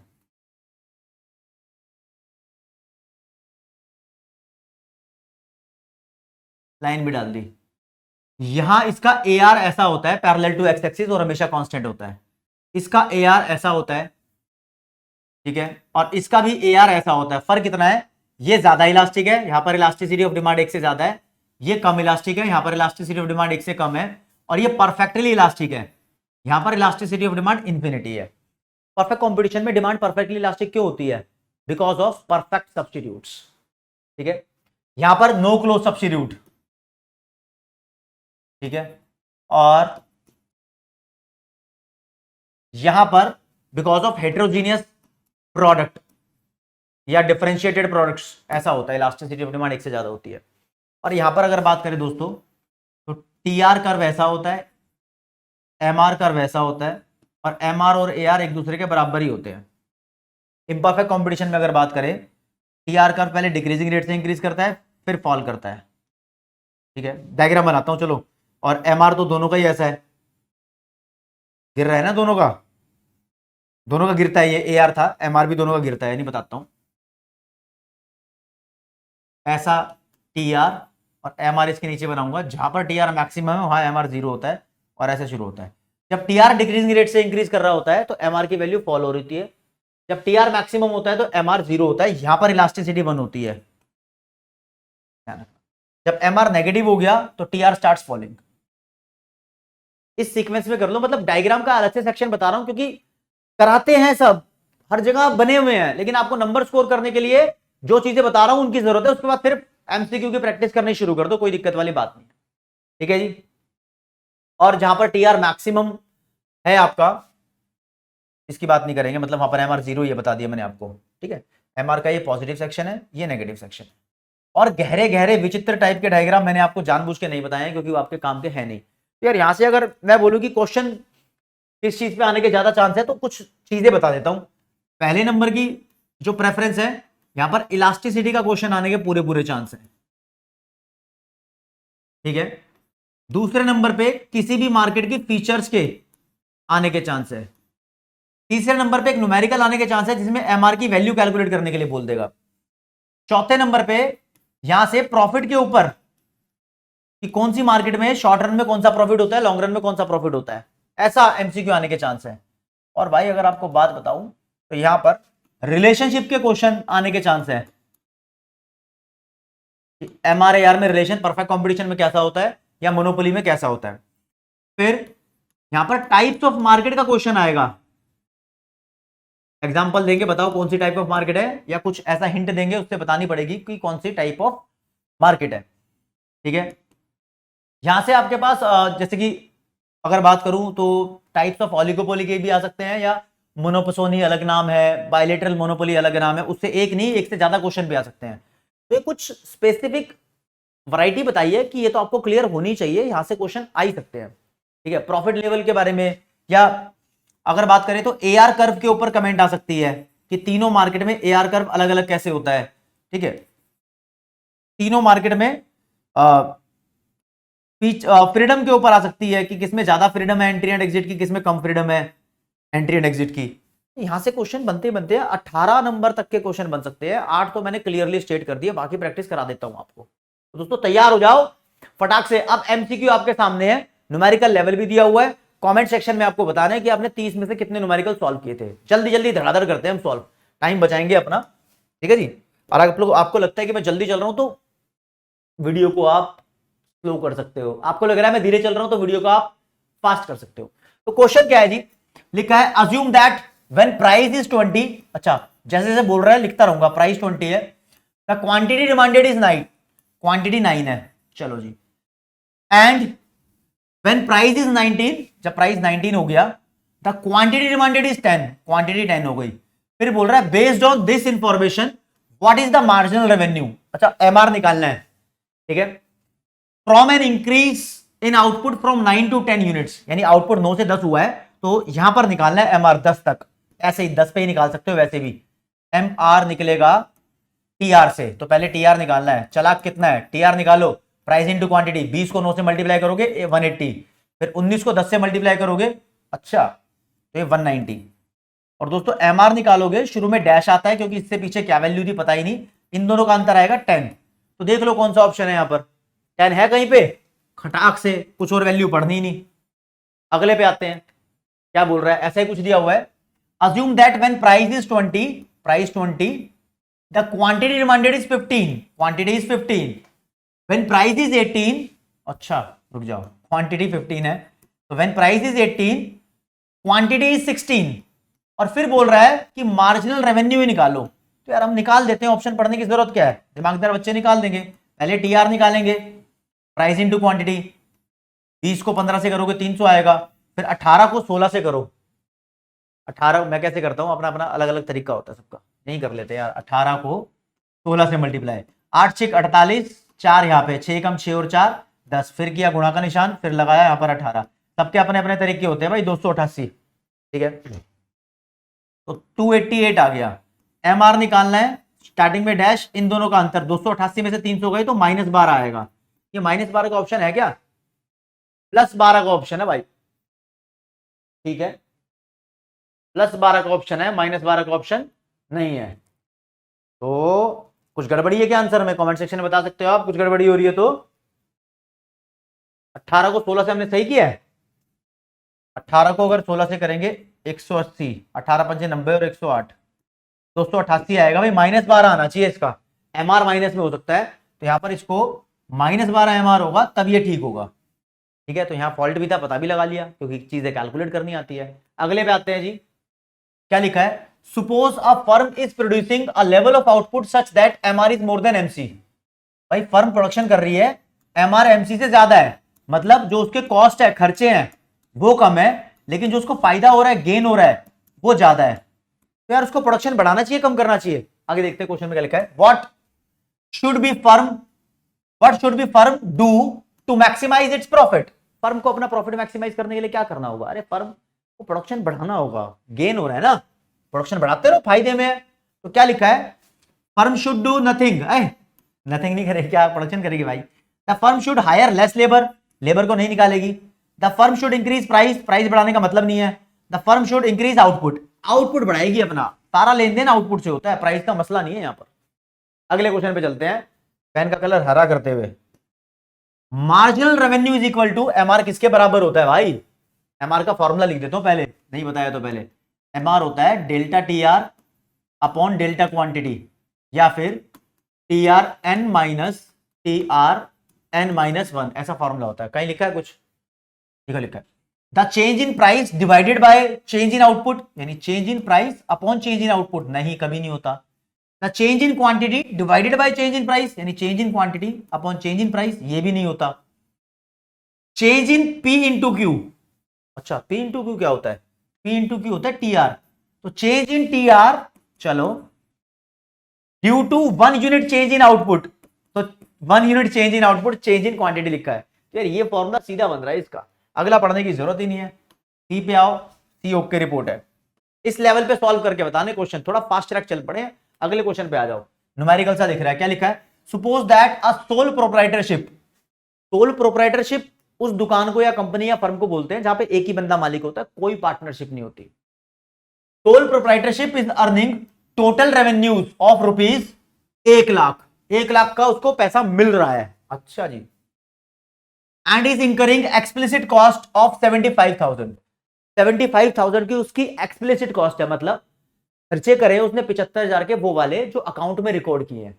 जो खर्चे अकाउंट में रिकॉर्ड हो सकते हैं उसको बोलते हैं एक्सप्लिसिट कॉस्ट। लेकिन उसके अलावा भी एक प्रोड्यूसर या कंपनी वाला बंदा खर्चे करता है। लेकिन देखते हैं, if the owner could work for another company for ₹30,000 a year, we would conclude that, क्या कंक्लूड करेंगे? 4 बातें लिखिए, बाद में देखते हैं। पहले बता रहा हूं, 75,000 रुपए उसके खर्चा है, 30,000 रुपए और उसको मिल सकता था, यानी वो अपनी कंपनी से ले नहीं रहा। जो पैसे वो अपनी कंपनी से ले नहीं रहा लेकिन उसके बनते हैं, वो इंप्लिसिट कॉस्ट है, ध्यान रखना। तो इन दोनों को जोड़ दोगे तो एक्सप्लिसिट कॉस्ट ये, इंप्लिसिट कॉस्ट ये, जोड़ दोगे तो 1,05,000 की इसकी टोटल इकोनॉमिक कॉस्ट आ रही है। इसी कॉस्ट को हम कंसीडर करते हैं इकोनॉमिक्स में, लेकिन अकाउंटेंसी में किसको कंसीडर करते हैं? अकाउंटेंसी में 75,000 को करते हैं सिर्फ। 1,05,000 का उसका खर्चा आ रहा है, उसको टोटल रेवेन्यू मिल रहा है 1,00,000 का, तो खर्चा ज्यादा है इनकम कम है, तो 5,000 का उसको लॉस हो रहा है ना। तो क्या कंक्लूड करेंगे देखेंगे, the firm is incurring economic loss. हाँ, 1,05,000 माइनस 1,00,000, 5,000 का लॉस हो रहा है भाई, सही बात है। बहुत सारी स्टेटमेंट भी ठीक हो सकती है। दूसरा देखते हैं, इंप्लिसिट कॉस्ट आर 25,000, नहीं 25,000 नहीं, इंप्लिसिट कॉस्ट 30,000 है। Total economic cost are 1,00,000, total economic cost 1,00,000 की है, नहीं 1,05,000 की है, ये भी गलत। The individual is earning economic profit of 25,000, क्या उस बंदे को प्रॉफिट हो रहा है? नहीं हो रहा, लॉस हो रहा है भाई। ये ठीक है, ए के साथ जाएंगे, मस्त लेवल के क्वेश्चन है। अगला बढ़ते हैं, विच of the following is not an essential condition of pure competition? Pure competition को परफेक्ट कॉम्पिटिशन मान लो, परफेक्ट कॉम्पिटिशन ही बोलते हैं। इन चारों में से कौन सी उसकी फीचर नहीं है? ऐसा क्वेश्चन नहीं है, ऐसा क्वेश्चन है कि चारों में से कौन सी जरूरी फीचर नहीं है उसकी, मतलब फीचर तो हो भी सकती है। तो क्या लिखा है? Large number of buyers and sellers feature है, होमोजीनियस प्रोडक्ट फीचर है, freedom of entry and exit feature है, absence of transport cost feature है, चारों फीचर है। एसेंशियल फीचर ये वाली नहीं है, डी वाली, तो डी के साथ जाएंगे, बाकी तीनों एसेंशियल है। ठीक है जी, आगे बढ़ते हैं। What is the shape of demand curve faced by firm under perfect competition? Perfect competition में जो डिमांड कर्व होता है वो ऐसा होता है, ये शेप है इसकी, हॉरिजॉन्टल लाइन है पैरेलल टू एक्स एक्सिस, वही लिखा है, नेगेटिवली स्लोप नहीं, पॉजिटिवली स्लोप नहीं, वर्टिकल नहीं, हॉरिजॉन्टल। ए के साथ जाएंगे, ए ठीक है, ज्यादा समय की बर्बादी नहीं करेंगे। अगला क्वेश्चन क्या बोल रहा है? What is the first order condition for the profit of a firm to be maximum? अगर एक कंपनी अपना प्रॉफिट मैक्सिमाइज करना चाहती है, प्रॉफिट मैक्सिमाइजेशन, तो उसकी दो कंडीशन होती है। पहली कंडीशन को बोलते हैं फर्स्ट ऑर्डर कंडीशन, यानी यहां पर MR must be equal to MC. दूसरी कंडीशन होती है MC must cut MR curve from the below, या एमसी बढ़ना चाहिए आफ्टर पहली कंडीशन। तो उसने पहली कंडीशन पूछी है फर्स्ट ऑर्डर, तो इसके बारे में बताना है। एमआर एमसी कहां लिखा है? एमआर एसी लिखा है, गलत। एमसी एमआर लिखा है, हाँ यही ठीक है, ये भी गलत हो गया, ये भी गलत हो गया, फिर बी के साथ जाएंगे, बी हमारा सही आंसर है।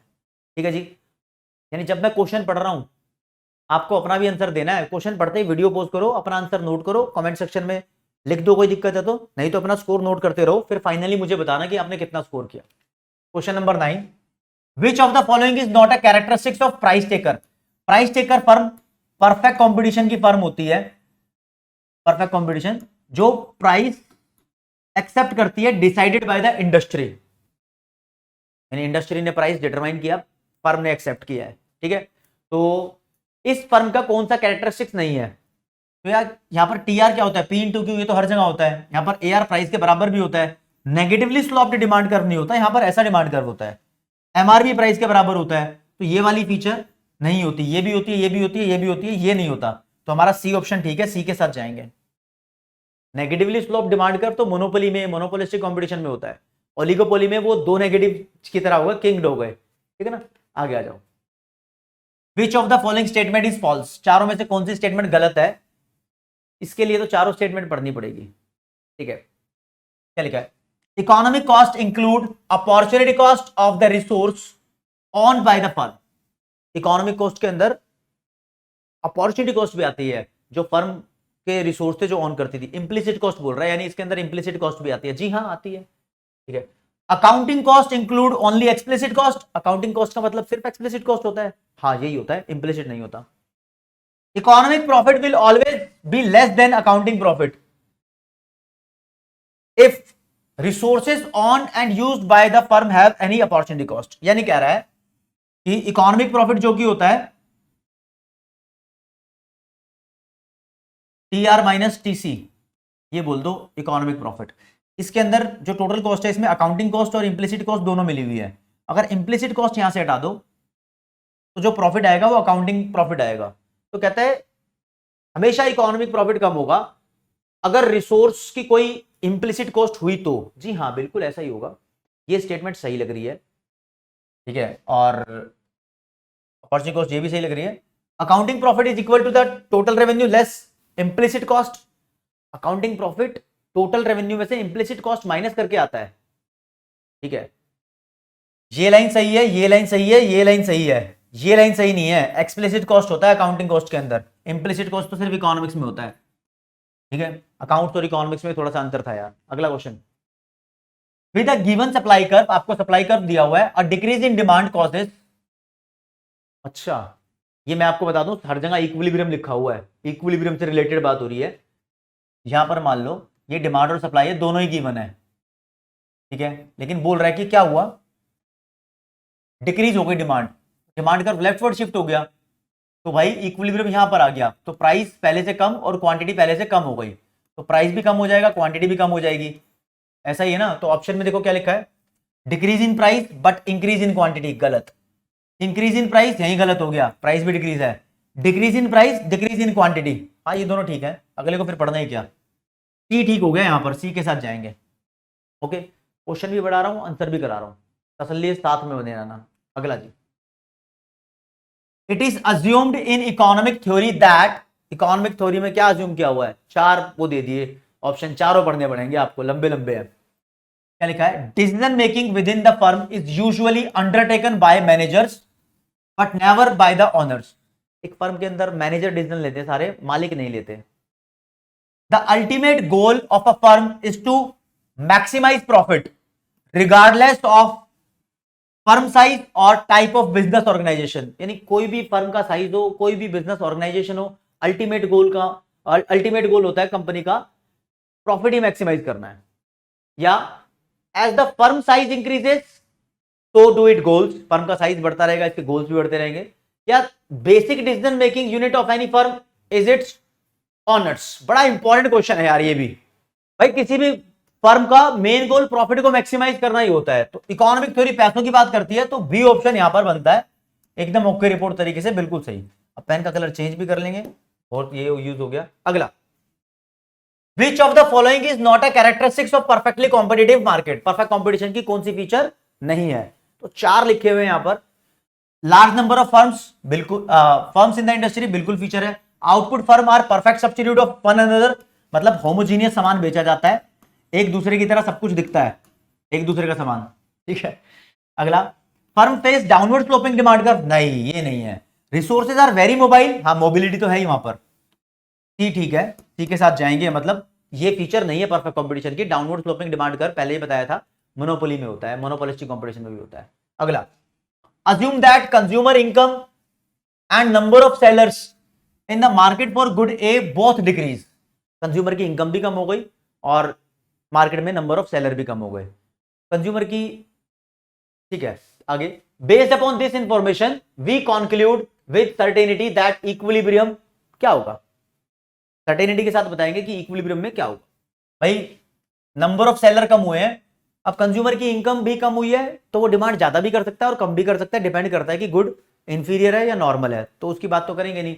जब नंबर ऑफ सेलर्स कम हो जाते हैं तो सप्लाई कम हो जाती है, यानी बेचने वाले बंदे कम हो गए। तो मान लो ये इक्विलिब्रियम है और यहां पर सप्लाई कम हो गई, सिर्फ सप्लाई की बात हुई है, सप्लाई कम हो गई, तो नया इक्विलिब्रियम बोलेगा कि इक्विलिब्रियम प्राइस बढ़ गया और इक्विलिब्रियम क्वांटिटी कम हो गई। तो यहां पर ये वाली बात करेंगे, ठीक है, कि इक्विलिब्रियम प्राइस बढ़ जाएगा और इक्विलिब्रियम क्वांटिटी कम हो जाएगी। हमारे पास चार ऑप्शन है, यहां पर प्राइस विल इंक्रीज, ये ठीक लग रहा है, लेकिन क्या पूछा है, ठीक है सॉर्टेड है, और प्राइस विल डिक्रीज, ये तो गलत ही हो गया, क्वांटिटी विल इंक्रीज, ये भी गलत हो गया, ये भी ठीक लग रहा है, यहां पर ये भी ठीक लग रहा है। अब यहां पर ऑप्शन क्या होगा, सिर्फ बोला है number of sellers in the market decrease हो गए हैं, और इनकम भी अगर डिक्रीज हो गई, डिमांड भी अगर आप यहां पर डिक्रीज कर देते, तो यहां पर सिर्फ अगर ये डिक्रीज की जाती डिमांड भी, तो हमें दिखाई देता कि नया इक्विलिब्रियम प्राइस यहां पर है, तो क्वांटिटी डिक्रीज हो जाती।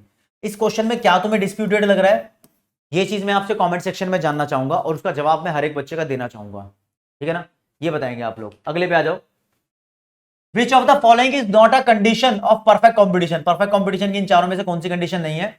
लार्ज नंबर ऑफ फर्म्स होती हैं, मोबिलिटी ऑफ फैक्टर्स होते हैं, information advertisement, information advertising to ensure that consumers have good information, ये एडवर्टीजमेंट नहीं करते भाई यहां पे। एंट्री एंड एग्जिट ये पूरी फ्रीडम है, बिल्कुल है, तो सी वाली फीचर नहीं है, ये एडवर्टीजमेंट सेलिंग कॉस्ट कुछ नहीं करते, ऐसा मोनोपोलिस्टिक कंपटीशन में किया जाता है, मोनोपोली भी नहीं करती ऐसा। अगले पे आते हैं जी, price discrimination is one of the features of, किसकी फीचर होती है प्राइस डिस्क्रिमिनेशन, मेनली मोनोपोली की होती है, कुछ पढ़ने की जरूरत ही नहीं थी, मोनोपोली इसका सही आंसर है, चाहे कुछ भी लिखा हो। अगला, under monopoly the degree of control over price, price के ऊपर जो कंट्रोल होता है, इसके बारे में कुछ लाइन लिखी है, कंट्रोल नहीं होता, थोड़ा सा होता है, या बहुत ज्यादा कंसिडरेबल है, या बिल्कुल नहीं। नहीं भाई, मोनोपोली के अंदर वेरी कंसिडरेबल कंट्रोल है, ध्यान रखना, कंसिडर किया जाता है, बहुत महत्वपूर्ण इंपॉर्टेंट है। अगला, generally perishable goods like butter, egg, milk, vegetable etcetera will have, जो पेरिशेबल गुड्स होते हैं उनकी कैसी मार्केट होती है, रीजनल, लोकल, नेशनल, या नन ऑफ द अबव। भाई नेशनल तो हिंदी बुक की बात की थी, याद है ना, लोकल मार्केट होती है उसकी, बी के साथ जाएंगे, पूरा प्रॉपर कर लो इसको।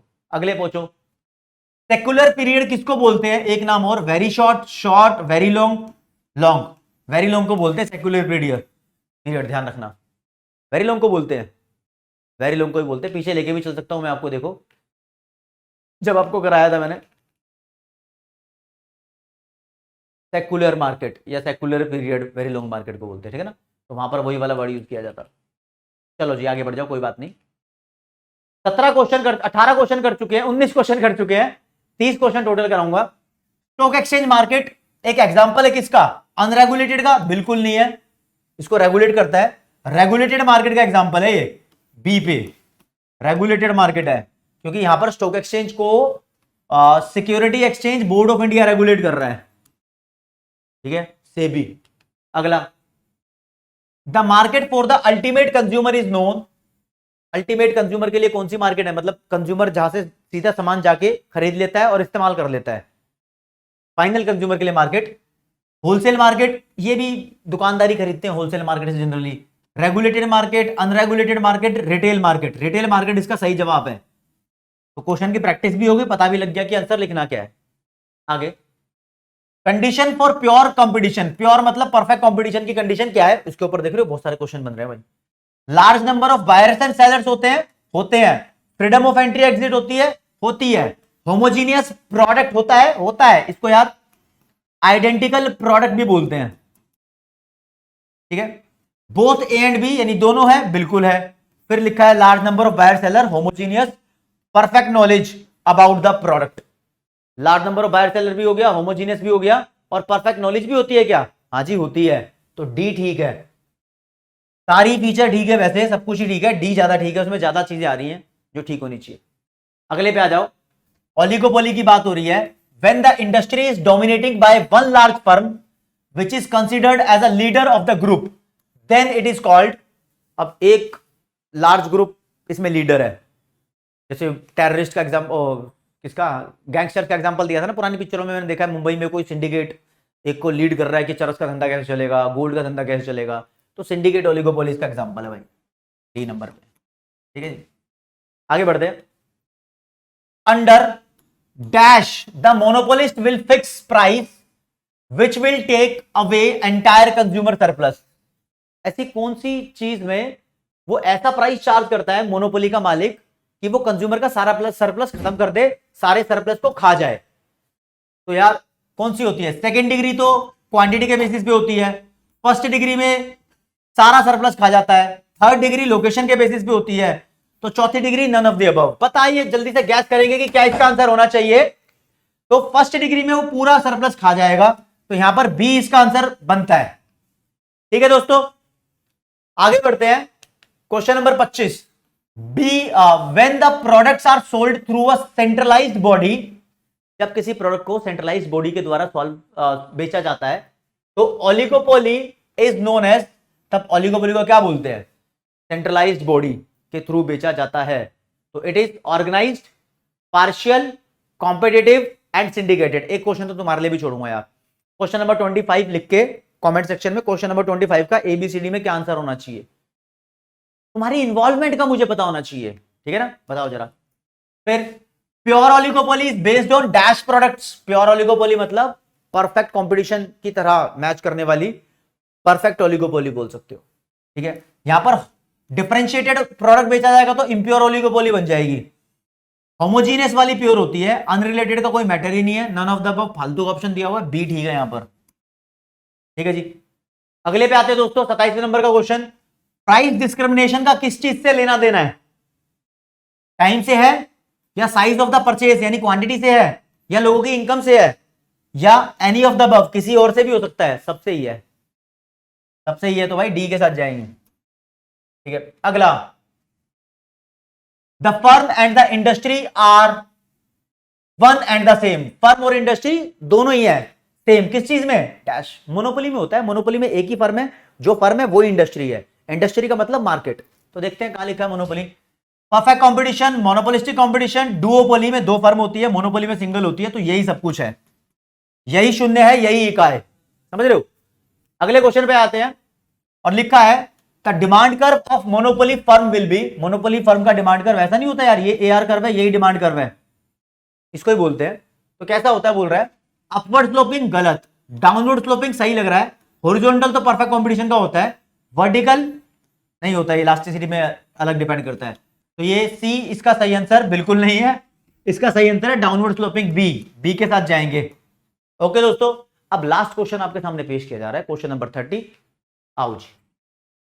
If the average cost is higher than the average revenue, अगर एसी एआर से ज्यादा है, एसी अगर प्राइस से ज्यादा है, एआर का मतलब प्राइस होता है ना, देन द फर्म इंकर, तो फर्म में क्या हो रहा है भाई, प्राइस मान लो 10 रुपए है और खर्चा तुम्हारा 12 रुपए है, तो 2 रुपए का लॉस हो रहा है यार ये तो। ठीक है, तो नॉर्मल प्रॉफिट हो रहा है? बिल्कुल नहीं। अब नॉर्मल प्रॉफिट, बिल्कुल कोई प्रॉफिट नहीं हो रहा, खर्चा ज्यादा है, लॉस हो रहा है यहां पर। नो प्रॉफिट नो लॉस नहीं बोल सकते, लॉस बोलेंगे। तो सी ऑप्शन ठीक है भाई इसका। तो ताबड़तोड़ तरीके से 30 क्वेश्चन किए। मैं चाहता हूं कमेंट सेक्शन में आप लोगों का क्या रेस्पॉन्स है कि कितने तुमने ठीक किए होंगे। जो क्वेश्चन बीच में एक क्वेश्चन नहीं कराया वो भी तुम्हें बताना है। तो आज की क्लास में दोस्तों इतना ही। जय हिंद, जय भारत, नमस्कार, धन्यवाद।